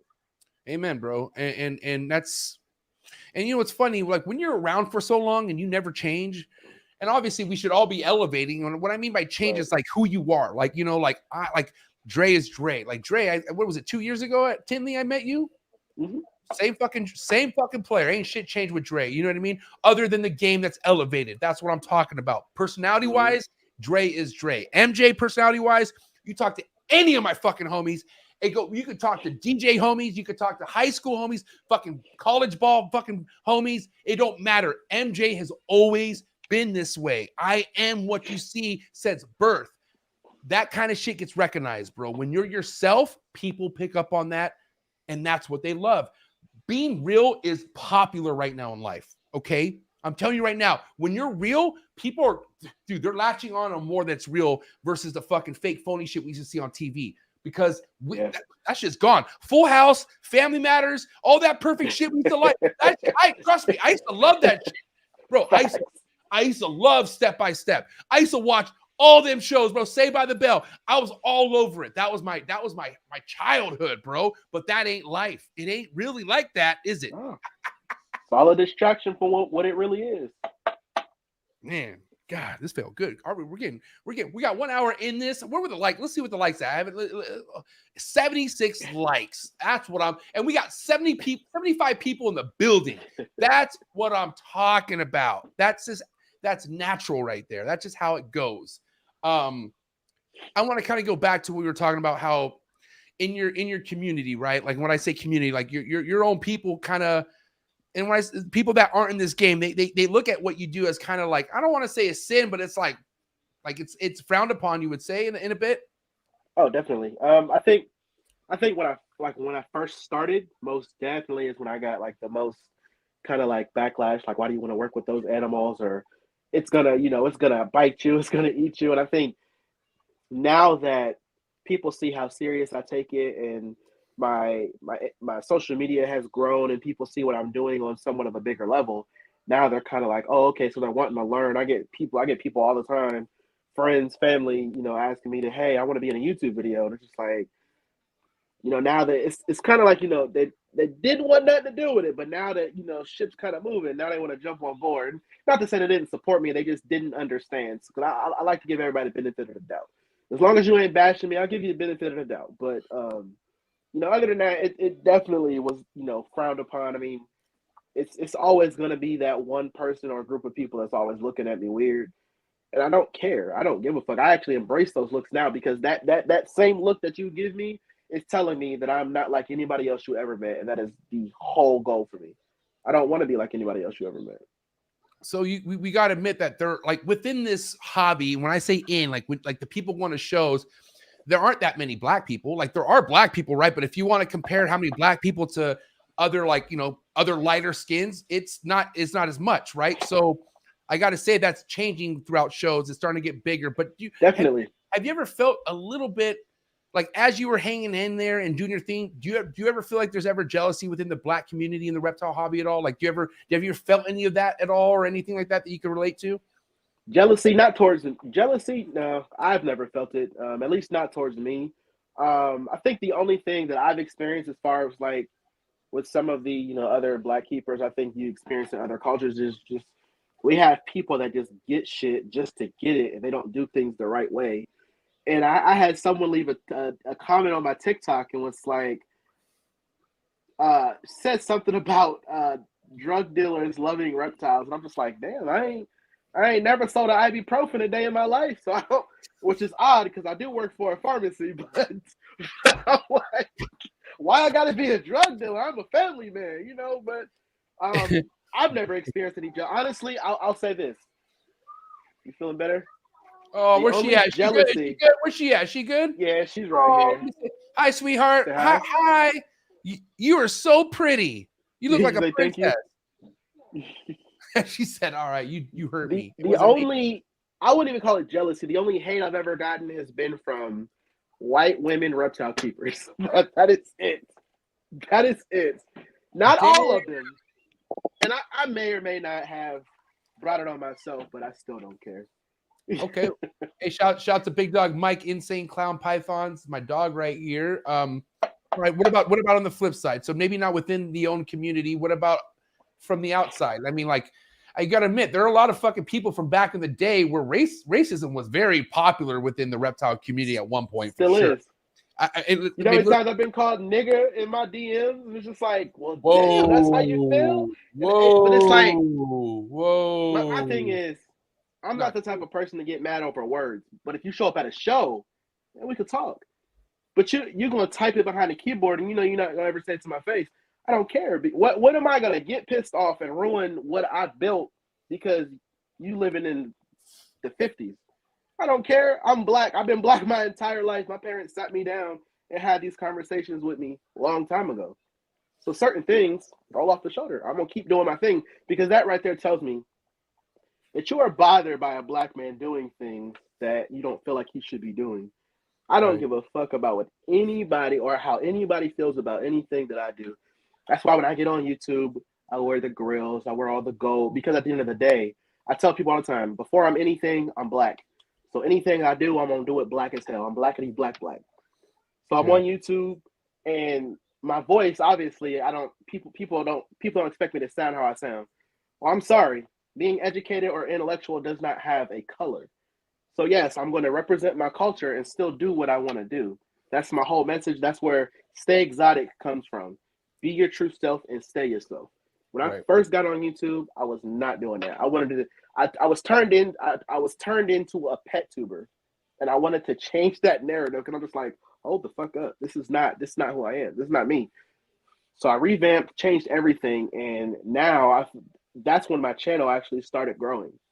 Right. That's when I started going, but had a couple videos go viral and everything. So, I mean, other than that, man, that's why I just don't care. And that's why Nicole be saying, what she said. I just don't care. You can come up to me. You can say whatever you want. You will not change my mind about anything, no matter how strongly you feel about it. So shell shock information. Not that this is really a shocker, but there's people in the reptile game who never know what it feels like to ever be cool in life. Like they never had kinship and like love. Like they either always got bullied. They were always the shit end stick of the situation. Like they just didn't ever feel love. And so when you come into a game like this, and you don't even actually need to meet people to feel love in this game. Like if you're a good supporter, you'll get love back. And people seem to latch on to that. There's some people who just don't know what it's like to get love or attention back. So no matter how it's given to them, they fucking love it. They don't care. Me, we're from a little different cloth. Like your dad's a DJ, motherfucker. Like you ain't got nothing to worry about being cool. Like cool came with your goddamn life. You know what I mean? But that's the thing. It's like my parents are still married. Like that's the crazy part. I feel like from my experience, people assume just because you're black, they assume you grew up in the trenches or you dealt with poverty. My parents are still married. We live in the fucking suburbs. I moved back home. Wait. I thought you were from O Block. Wait, hold on. Exactly. You know what I'm saying? People still calling me Gershon and shit. So it's just like at the end of the day, I don't care what anybody thinks about me. I'm not here doing what I want to do for other people. I'm doing it for me. So when I met you at Tinley and I walked up to you and introduced me, well, you thought I was Gershon, and I had to do. Let me tell them that story real quick. I'm at Tinley. I don't know what table I was at. You guys got to be related, bro. But anyways, go ahead. Tell the story. I don't remember what table I was at, but we was in the middle, and you walked up to me, and you was like, "Hey, man, what's going on?" And it's funny because I remember a week before Tinley, I was watching some of your vlogs, and I was like, "Yo, bro, what's up?" He was like, "Let me introduce you to my wife," and I was like, "Hold up, who do you think I am?" He like, "You're not Gershon from GP," and I was like, "I'm sure Gershon would be upset if y'all thought he was this short." Well, I'm 5'5", you know what I'm saying? Gershon is taller than me. No, Gershon's a big boy. boy. He got longer locks. Yeah. You know what I'm saying? So, I never seen Gershon in person. I saw you, and you guys both got dreads, but his dreads are actually more thick too. You know what I mean? So mine got a little color on the end, and just imagine my surprise. I'm there in my merch. So at Schaumburg, I'm there in my merch. I'm taking pictures with all these people, and they think I'm Gershon the whole time. So at first, it was funny. It was funny at first, but after a while, I'm like, all right, hold up. This motherfucker's racial profiling. It was for me. It was bigger than that. It was this. This is a black man trying to build his company, and I'm a black man doing the same, and people are getting us confused. Yeah. So that we gotta. Yeah, we gotta figure this out. Yeah. We gotta figure this out. So at Tinley, of course, we go live. We talk, and now it's this big ongoing joke. But I've got people call me Gershon. Nobody's ever called Gershon Dre. Nobody has ever called Gershon Dre. You know what I'm saying? So, hey, listen. I want to say though that mistake probably isn't happening, especially from somebody like me, because at this point, since that happened, you guys are grown quite a bit. Like GP's been killing his fucking platform game. And by the way, I haven't checked my DMs, GP. Did you get my DM, GP? I ain't gonna say what it was, but check that out. But you guys are both on a path of noticeability to where everyone knows there's Dre and there's GP now. Like it's completely separate. You know what I mean? But that's why I wanted to, like I said, it was funny at first to a degree, but it was to the point where, you know, like for 3 weeks after Tinley, I was literally getting messages every day with people like, hey, GP, JP, and I'm just like, okay, shit's not fucking funny no more, okay? He's building his brand, and he wants that. I don't want people confusing me with him and people confusing him with me, because people are going to be confused when they go to purchase a ball python. I don't have ball pythons. You know what I'm saying? And people want to, hey, I like your scrub pythons. He don't have scrub pythons. So it's like, I wanted to make sure that he was getting everything that was meant for him. I don't block nobody's shine. I don't care how big you are. I've had people that I became cool with. They YouTube sprouted, and I've been on YouTube. It'll be 4 years tomorrow, and they sprouted. I still support. You cracked the code. Listen, if you're not proud of this yet, or maybe this hasn't happened yet, you will be proud once this happens. When motherfuckers are coming to you for ball pythons, you're like, yo, that's my bro. and you're that guy. You're that guy for GP to where you're like, man, you keep sending me shit, but then it goes the other way too. Motherfuckers will actually not, man. They ain't mistaking GP for Dre, man. If it's an honest mistake, I don't worry about it too much. Yeah. But it's like people in the industry, and I'm like, some of these people, I'm like, I've never even fucking talked to you. Why are you messaging me right now? You know what I'm saying? Dude, like, oh my god, bro. And you know, here's the thing, man. I can't help but to just be real, you know, and what I can't stand is when somebody messages me about, like, you know, for instance, like, hey MJ, like, I've been a big supporter, and like, I know how you are, and I go, hold on, we haven't talked. I go, hold on, what do I know you from? We haven't spoken since 2020. It's 2 years since we spoken last. Why? What makes you want to speak up now? Like and that's the thing. I always feel like people have an agenda, Dre. Why are you reaching to me? Like, can we get to the point? Like, what do you want? That's kind of like, and I have to be careful with that, because not everyone's really has an agenda, but for the most part, you got to admit that motherfuckers want something out of you. That's just what it is. I'm a black man in America. Everybody has an agenda to me. I don't mean to laugh at that. I'm sorry, but like, but it's facts. Like, everybody has an agenda to me. Right. You know, I feel everybody goes through their own thing in their life. I've gone through my own, even personal things outside of reptiles. I've gone through my own personal things that I never thought I would, you know, have gone through.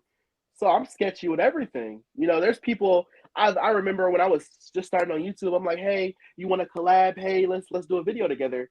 And they didn't have the time. They didn't want to do it. And now, again, I've been consistent. My shit's moving along, and they're doubling back. And I'm like, well, the price didn't went up. You can't afford it. Not to be cocky, because I'm not a cocky person. I tell people I'm the humblest asshole you'll ever meet. But at the same time, I tried to work with you before. And you weren't there. So therefore, I moved on to other things. And that's why, like I said, I love going to Tinley. I'm scheduled to meet up with Mike from Mike's Monitors in March and do a video with him. That for me is like, that's bucket list right there. Uncle Mike is the man, bro. That's legend. The man right there. OG is the legend. It's crazy. It's like trying to get Nicole to come, but Nicole's too bougie for people of my likings. Nicole only really talks to me on the podcast. So. But Nicole's been to Tinley. I actually, like, here's the thing. Yeah, like, she's been to Tinley. I'm so glad I met Nicole. And this is another reason why I'm so happy about shows. Like, I met Nicole when I didn't realize how amazing Nicole was. I can't even say why. I can't even say what it was that made whoever it was that blocked Nicole on my YouTube account. But we talk about that. Nicole was blocked. Yeah, and was it you who, like, were you like, hey MJ, what's good, man? Can you maybe unblock Nicole? Was it you who told me that? No, what me? Because she told me about it. Somebody told me that. Like, damn, what did you do to him? Keys, was it you, Keys? I forget. It could have been. It could have been Keys. It could have been. But they asked me, and I'm like Nicole, who? They're like Lady Tis. I'm like, I ain't got no problem with her, and I'm trying to think, like, why would I block her? And I just could have been on a good one that night, and I just was clicking. You know what I mean? But I couldn't really connect what it was that she ever did to me.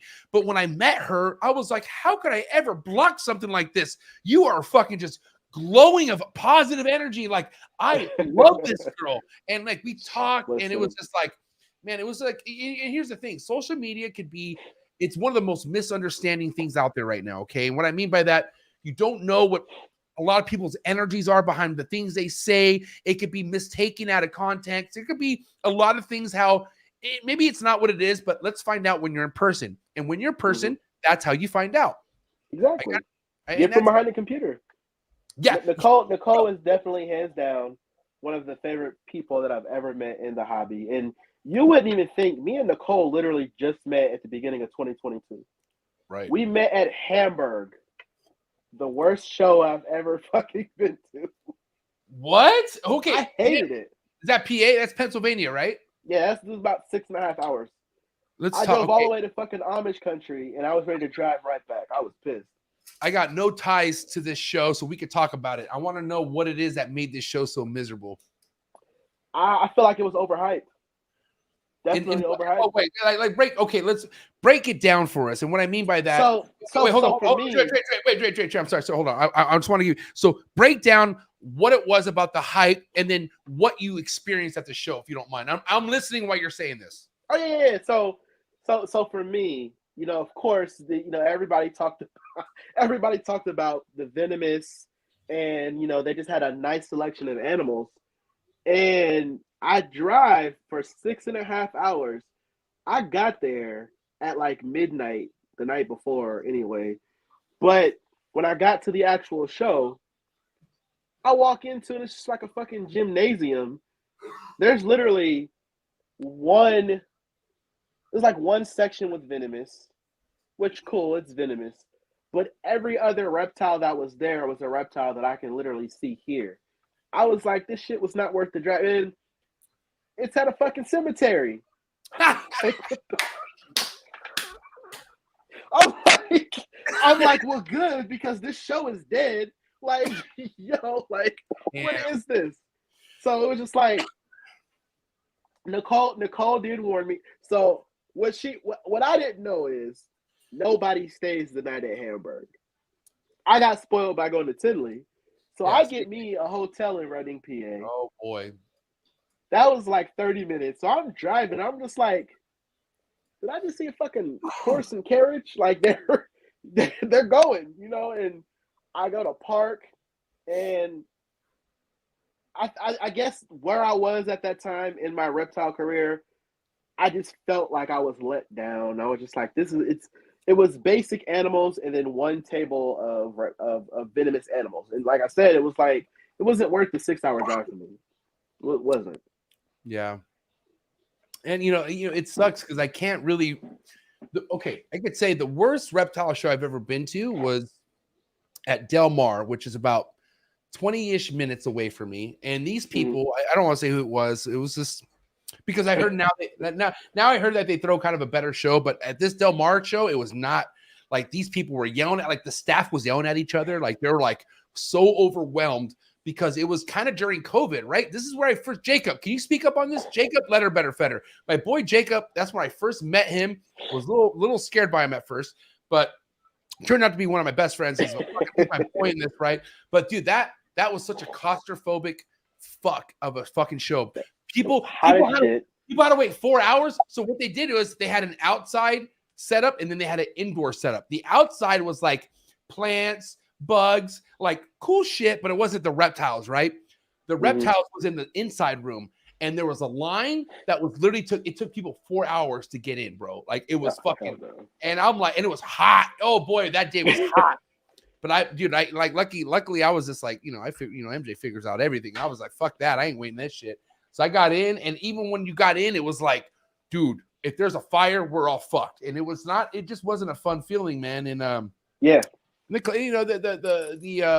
was there wasn't really too like, but here's it, Dre. Let's be honest. Let's talk. And I'm not trying to disappoint anybody who wants to go to a show and look for really awesome rare, like scrubs. We love scrubs, right?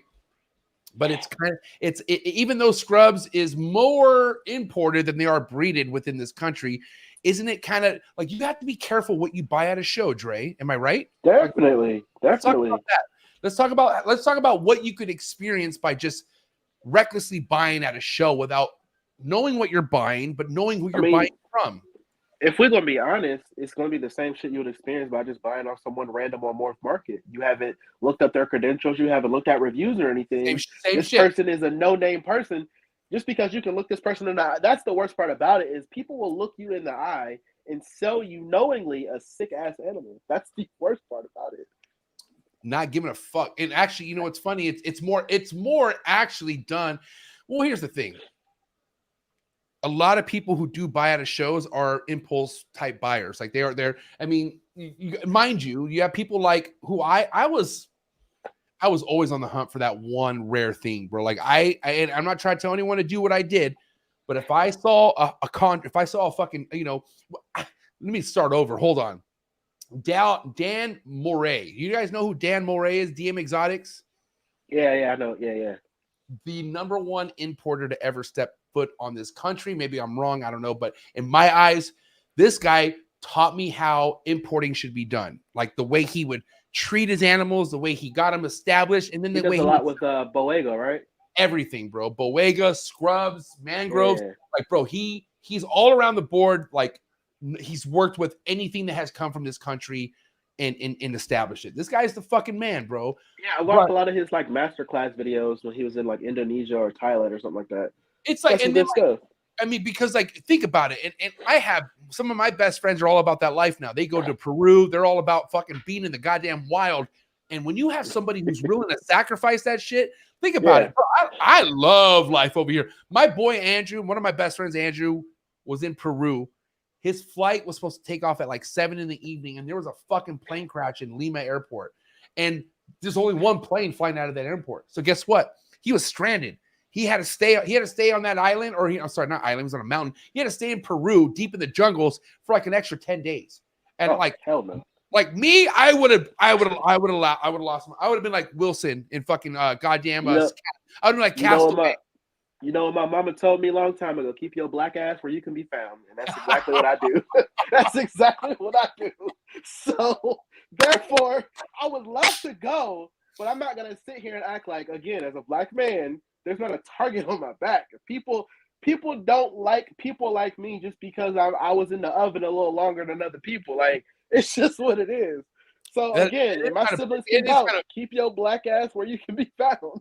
That's kind of bullshit, though. Like, I mean, I can't talk because I ain't black, but like, man, really, like, just because it's more like, because, you know, a white guy does something stupid, it's like, okay, it's a white guy, fuck it. But no, hold on. It ain't, we ain't the only ones, you know what I mean? Like, it's we're all the same in a sense, you know what I mean? Yeah. Like, come on, like, but I don't know. That, you know what's funny? I mean, not that it is funny, but the whole thing behind racism, like people who want to judge something based off whatever somebody or something says, doesn't it all come from lack of experience? Doesn't it all come from not knowing? Doesn't it all come from the fear? Like here's the thing, anyone who rallies behind anything, do you really know what you're rallying behind? Like, do you know the details? Like, do you know what it is that you stand for, basically, right? And a lot of people don't even know why it is that they do certain things in life.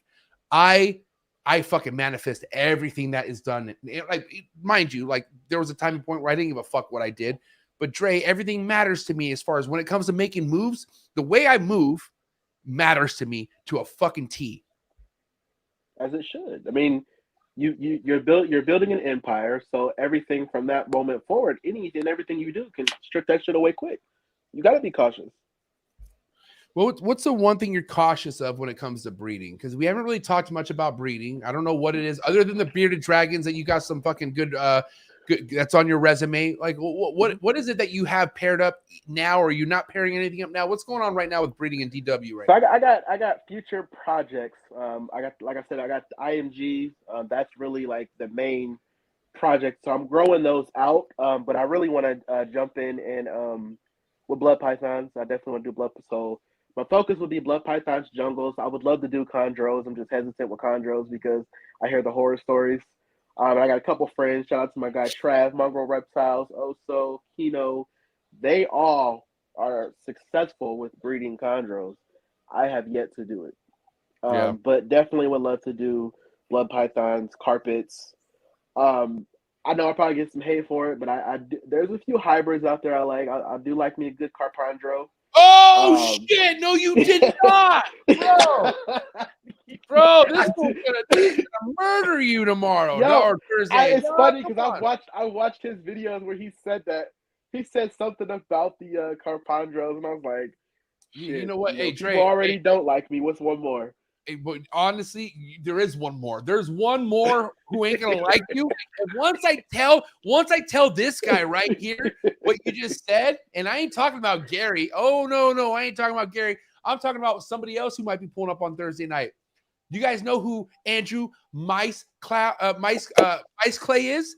Dog, this fool right here, Mice Clay to the left, he's gonna murder you, dog. Wait till I tell Mice Clay this. He's gonna go ballistic. Hey, that's his problem, not mine. Yeah, it really is. Oh, God bless Mike. Because here's the thing.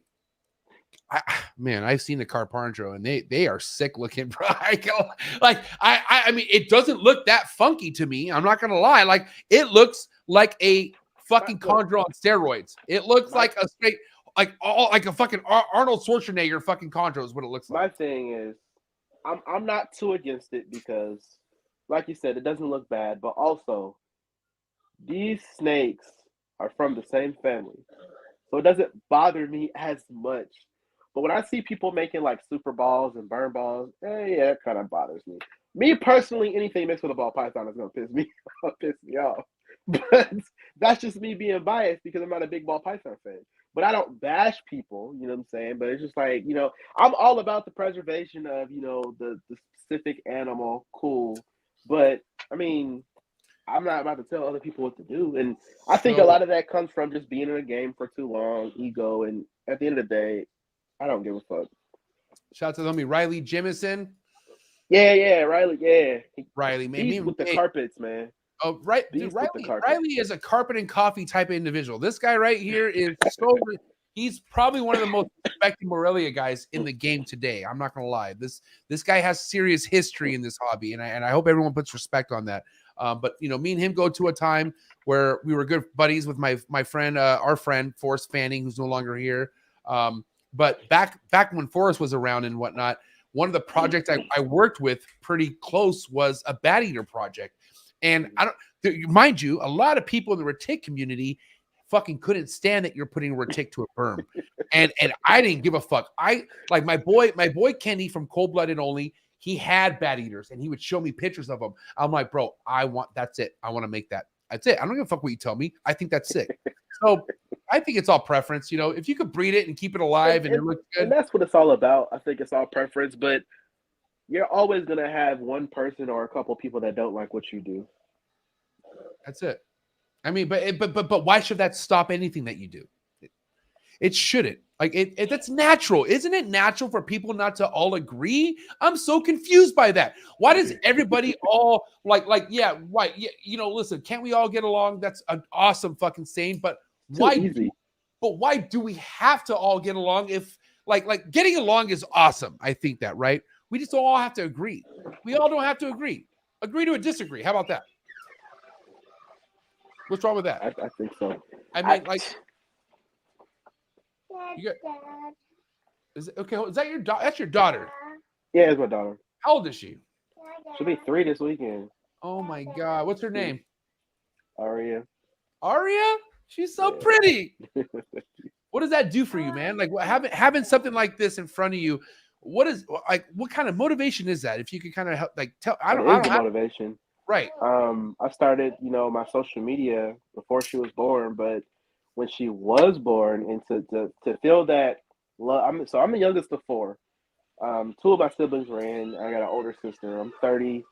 My brother's a year older than me, and my 2 sisters are 3 years and 4 older than me. So, you know, that was the only type of love that I knew. We were all tight growing up. So I think any person who has a child, when you feel that love, and you know, you watch your daughter being born. I'm a very involved dad, so of course I watched my daughter be born. You know, weight, height, size, whatever time she came out, I know all of those numbers. And to feel that type of love from a little girl, and she looks at you like you are freaking indestructible. You are her Superman. It's the best feeling in the world. So yeah, she's been in a lot of my content. And as she gets bigger, it's only going to be more. I mean, there's a video that I put up where she's holding or helping me hold my big 6-foot boa, and she is infatuated. And that post was to go to show people fear it's not a natural emotion, it's taught. And since she does not see me fear these animals, she's not going to. So my favorite part about it is being able to share my passion with her and seeing the same look on her face that I have on my face when I experience the same animals. So it's a great feeling. I love it. Listen, this is my best friend I'm about to talk about right now, and I'm not trying to take credit away from anything that he's done in 2022. My boy Socrates, fuck, the guy's I've been seeing those posts, man.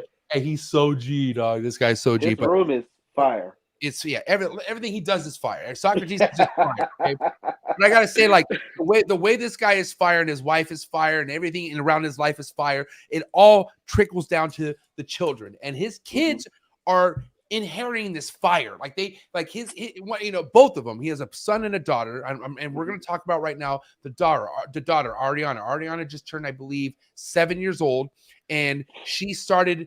I helped Sock start this Instagram account because I saw how much she loves the animals. Okay. She started this Instagram account, I think I want to say March. She's already at 107,000 fucking followers, bro. I fucking wish. That is no, but listen, and you have, all he had, like you got the animals, you have a kid that is fucking over the moon over the animals. Dude, that's all you got. Here's the thing. It's like, as much as I love how much my boy does that for his daughter, I'm more of a private guy. Like me personally, I'm like, no, like especially how cute, adorable she is. Like I'm kind of like, no, fuck all you. This is my treasure. So it definitely takes the personality. But I will say, kids and animals are the most hand-in-hand content that you can put out. But that's what the hobby needs. Hobby needs to see kids with animals, bro. They need to see that it's not a bad thing. Like that is probably the best influence. She needs an Instagram account. Let's do it. Yeah, we'll see about that. Hey, but listen, I don't take away this from my boy. Ever since my homie Socrates started this Instagram account for his daughter, he posts every single day. Like every day he posts, and it took off. Okay. I want cheesy bread too. Yeah, you heard that. For food. Yeah, that shit smacks. Tell her we got a few more minutes. We got cheesy bread and few because that sounds really good right now. I ain't gonna lie. Yeah, she know where the food is at, man. Definitely my daughter. So peep game, man. The title of this podcast, right? How Dre plans on being a top reptile keeper and a top content creator, right? And let's hypothetically put ourselves 5 years from now, right? Mm-hmm.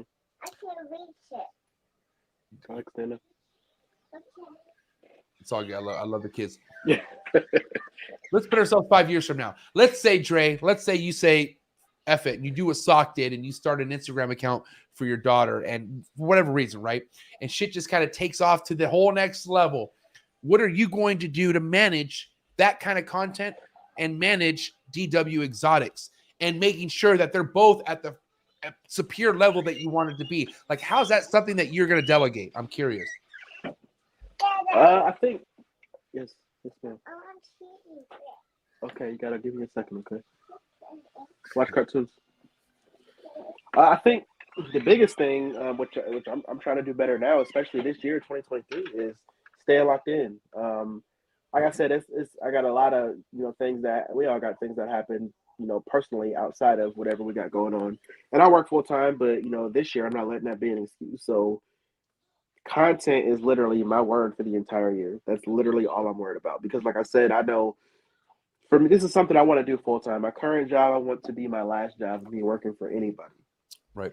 So therefore, staying consistent and making sure I'm putting out quality content. I don't like when I make content, sometimes I'll make it over. I'm like, I don't like that. I don't like that. I don't like that. So it's just like, I try not to be so nitpicky about it, but I really try to make sure that people enjoy what I post, but also I'm not doing anything just for views. So it's a little tougher for me because I'm growing organically. I'm not just posting random shit just to get people to come to my page, posting. You ain't posting live feedings? Nope. We don't do that over here. But why not? Hey, but why not though? I can't remember the last time I posted a feeding video. Hey, but here's the thing, like, it just listen. We all, and us humans, we got to eat. Animals, they got to eat, right? But like, I respect vegans out there. Like legitimately, I got homies that are straight like vegan. I mean, like I could eat a cheeseburger in front of them; they'll be okay. But you have people who are vegan or vegetarians for that reason of the animal, right? So why would you want to be that asshole and just rub it in their face and go, "Hey, do you want meat? Do you want to eat this meat?" And it's like that's not their preference, and you're just shoving it in their face, right? That's just the most and like what it's just not good all around. You know what I mean? So I just don't really understand anything but that selfish shit why you'd want to do that. Like there's nothing else that leads to you being selfish because you're picking up just a little bit of traction. But that's also the double-edged sword with YouTube, bro, because people are looking for traction.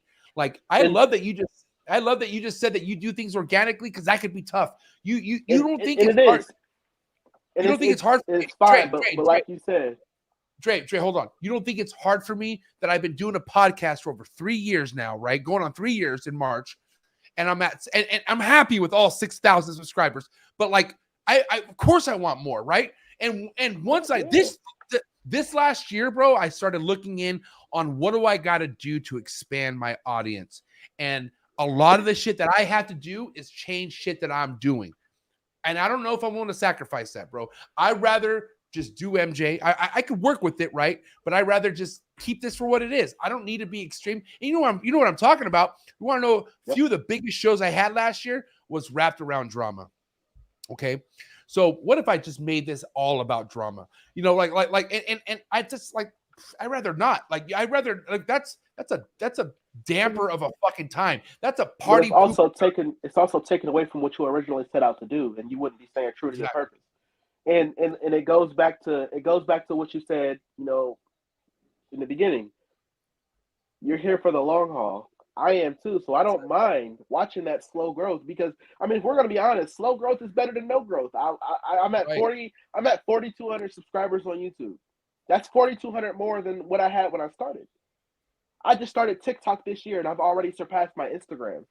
Yeah, I post more on Instagram than I do on TikTok, but at the end of the day, I'll take whatever growth I can get because guess what? It's all exposure for me. People are gonna know this face. And you ain't paying out of pocket for it either. Like you, no, they paying me. Like think about people who pay for a following, bro. God damn. Woo. Listen. Tough. Yeah, there's two things I'm not paying for: followers and OnlyFans. That's it. I ain't doing none of that. I ain't never paying for I'll never pay for followers, and more importantly, I'll never pay for sex because I'm married now.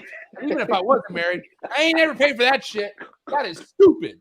Yeah, so it's just like, and plus I enjoy the grind. You know, driving to the shows with my camera bag on my back, putting my camera together, and seeing what different angles I can work with, and seeing how people react to it, and seeing the analytics and everything. That is what drives me. So I don't need a video where I'm getting 10K in 10 minutes. I would enjoy it, cool, but that's not where my channel is at, and I understand that, so that's fine. But in a world like ours, right? Like let's talk about people who get these fucking million views and all these shit, but that's what they're known for. They're not really praised at a reptile show. Like you're not even fucking noticed. Like who are like content creators are not popping at reptile shows. Maybe certain ones, but what I mean is like the ones who are just basically voiceover people and stuff like that. I'm sorry, man, but you're not ones getting pulled to vendors' tables and shit because they don't know you like that. The ones who are getting pulled to tables and who are really connected and tap in at reptile shows are the ones that are really about this shit. The ones who are actually going to the shows and really tapping in with these vendors. You know what I mean? And just taking things to the next level, bro. But you can't really say you're about this shit if you ain't going to the shows. Plain and simple. You can't. And that's the way it goes down. You feel me, Dre? Yep. All right, listen, this is 2 hours went by. Hour and 45 minutes went by pretty fast. But listen, we got these hot seat questions, okay? Hot seat questions for the homie Dre. I can't even say get the likes up because the likes are up.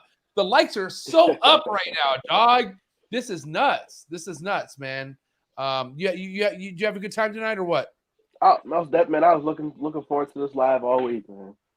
Man, well, listen, this won't be the only one. We'll be doing this again, okay? I can tell you that, Most def, bro. Most def. Just let me know.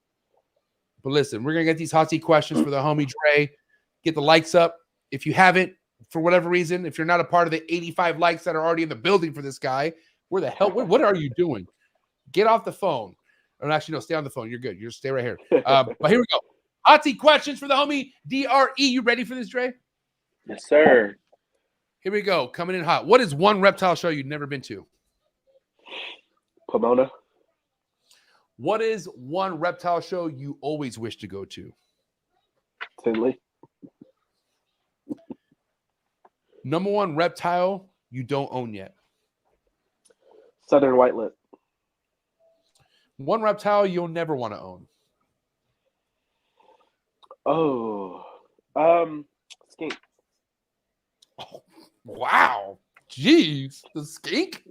I would have been like Rosie. I would have said like a fucking odd note or something. That was the first one that came to mind. I mean, I tried to make it an animal that I never have, I've never had, and that I don't want. I've dealt with geckos and rosy boas and hog noses, but yeah. Hog noses are fucking. I'm sorry. We're gonna keep. Hey, how about the red chondro neo or yellow chondro neo? Ooh. Yellow. Favorite green tree python locality? Biak. A cut or no cut? A cut. On what day? That's a good question. I mean, since I've never bred anything before. That's fucked up. Hold on. I can't relate to you.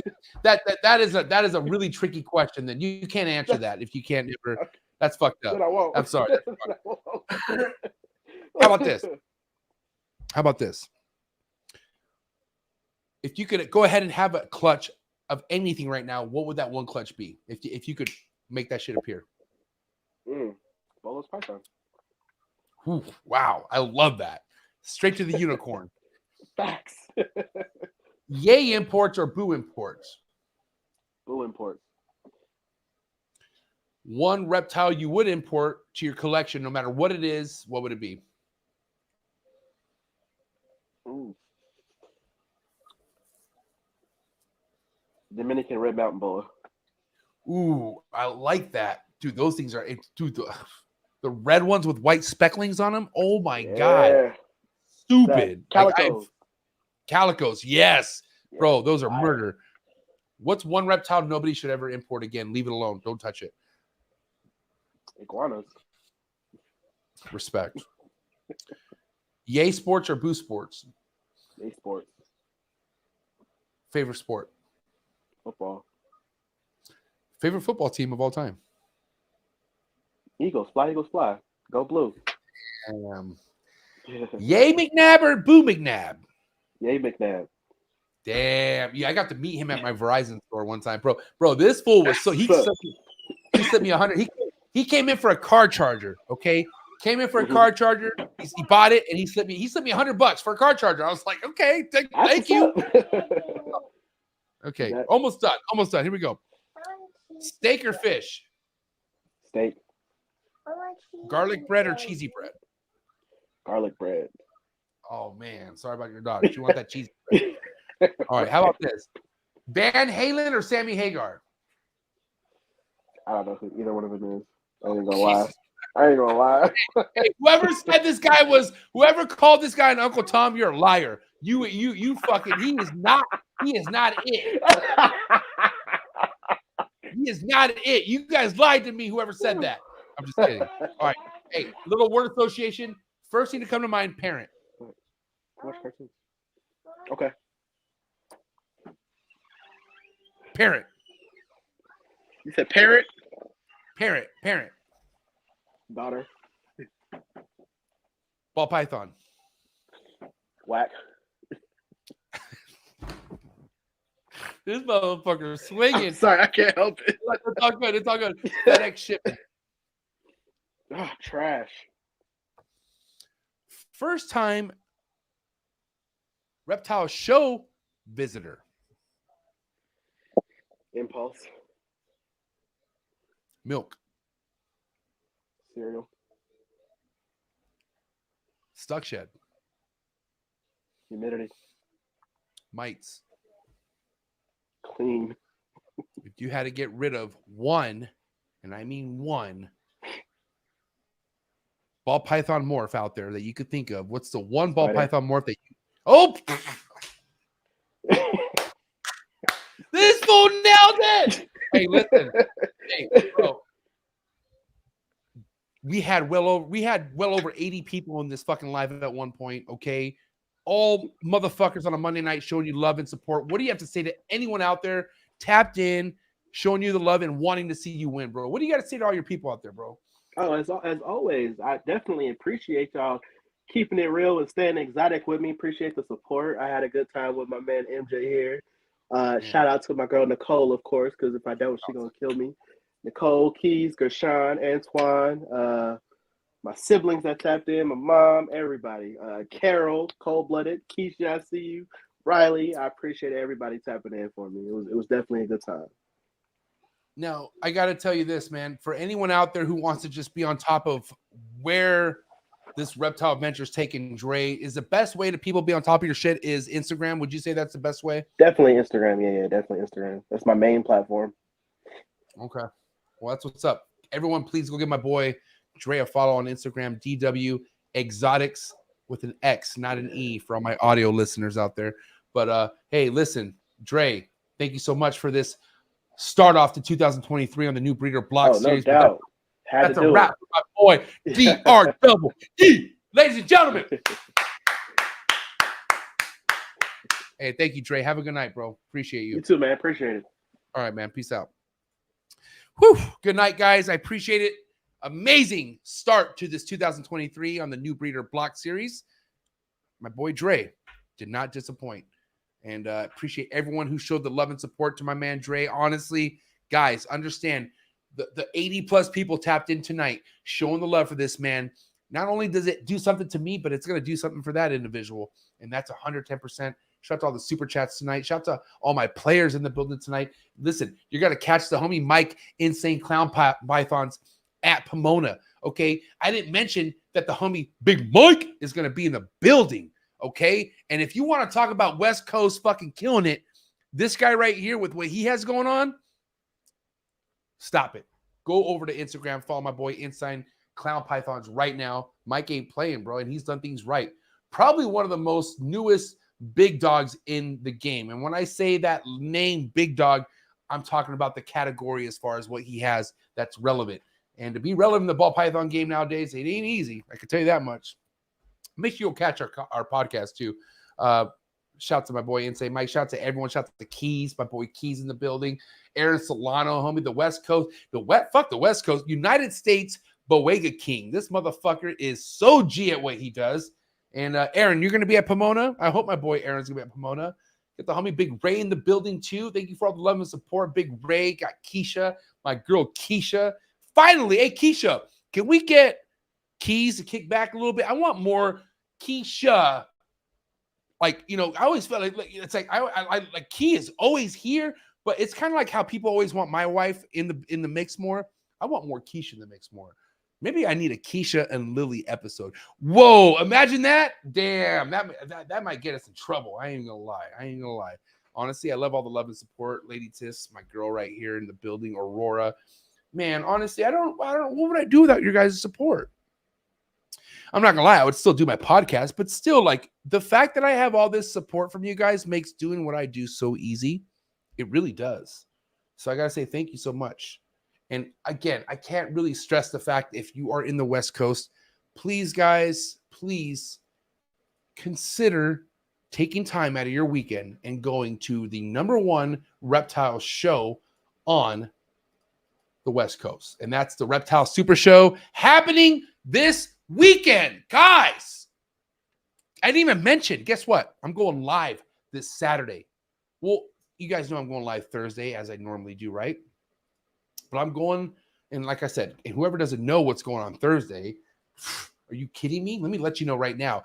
This Thursday night is such a freaking bucket list interview that's about to go down for the trap. Like, I've wanted GS. Like, as soon as I got Gary on Unfiltered, which Desiree snagged, shout out to Des, but I was like, Gary, I need you on trap. And Gary's like, hey, MJ, no offense, but I don't want to talk no more. And I was like, fuck. And ever since I kept asking him, he kept telling me no and no. And no. And it took literally 2022 for me to hang out with this guy a handful of times where he finally said, MJ, I will love to do your podcast. So guys, I'm not going to lie. This Thursday night means a lot to me. It really does, because this guy means a lot to me. Gary Shavino is one of the most highly respected individuals to me in this reptile game. And I'm definitely not the only one who thinks that. For sure, I'm not the only one who thinks that.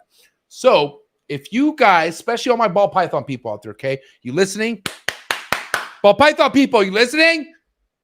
If you are ever curious on what other cool shit is out there besides ball pythons, are you listening?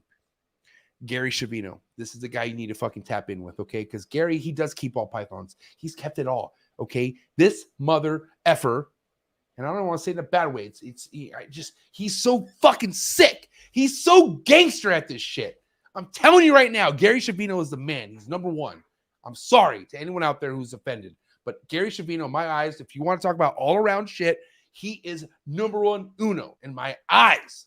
And he's so funny. So be ready for this Thursday night. I'm not kidding. It's going to go down. But other than Thursday night, what I was getting to here, Saturday, live and direct, man. And this is also very important to me. Just as important as the Gary episode, because I've had this guy on the show before, but it's been a while. And a lot of people still to this day have a hard time really recalling who Mark Bailey is. Crazy, if you ask me, because Mark Bailey is so legendary. This guy is so fucking legendary. So anyways, I have my very own sponsor flying in for Pomona.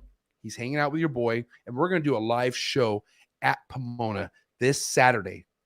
Okay, 3 o'clock Pacific Standard Time. 2-hour podcast right before the U.S. ARC party. Who's ready for the U.S. ARC party? Let's go. But Mark Bailey, can we please tap in for my boy Mark Bailey this Saturday night? It's going to go down. You need to fucking be tapped in with this guy because he is so important to the shit that we are even working with today. I'm telling you right now, my boy Mark Bailey is nothing to be slept on. So make sure you tap in this Saturday, live and direct from the Reptile Super Show in Pomona, 2023. We're going to be breaking records this year. Let's go. Go down to the link. Join the Patreon family. If you support what I do, listen to me, okay? I'm dead serious because I got so many people out there who want to support me, and I love you guys. But if you really want to know how you want to support me, how can you support MJ? How can you support the trap? Go to the very first link you see in the fucking description. Join the Trap Talk Patreon family. Come join this family. As soon as you join the family, you get a link to the Discord. Taps you in with over 150 Patreon trappers in the building, and we are not letting off the gas. Okay? You want to talk about ball pythons. You want to talk about scrubs. You want to talk about bloods. You want to talk about Timors. You want to talk about olives. I'm talking about any species you could think of. It's being talked about in the Trap Talk family Discord. Join the Patreon family. You get the link to the Discord. Let's go. Shout out to all my family members. I love you guys so much. If you want to follow what I got going on, go to Instagram, TrapGod619. And that's what's up. I'm very active on Instagram, guys. If you really want to get a hold of me, go to TrapGod619. Bring the fucking heat if you need to bring the heat, too. Stop bringing the heat in comments. Stop being a fucking sallywag. Especially if you're bald and you're brown and your nose is really brown. Go follow the podcast's Instagram page as well, the Trap Talk Podcast on IG, and then the Facebook people. Shout out to my Facebook people. If you're on Facebook, give me a love. Let me get a little love on Facebook. Got 2 likes. I'll take a love. Appreciate it. But guys, enjoy your rest of your Monday evening. I had quite a time. Thank you so much. I appreciate everyone so much. And I'll see you guys this Thursday night. Tapping out. Dre, what a show, Dre. You killed that shit. Seriously, you killed this shit. And you are a big reason why I can easily say that this is the coolest reptile podcast in the world. Listen, say no to live feeding videos. Those are for the retards. And I'm out. Cheers.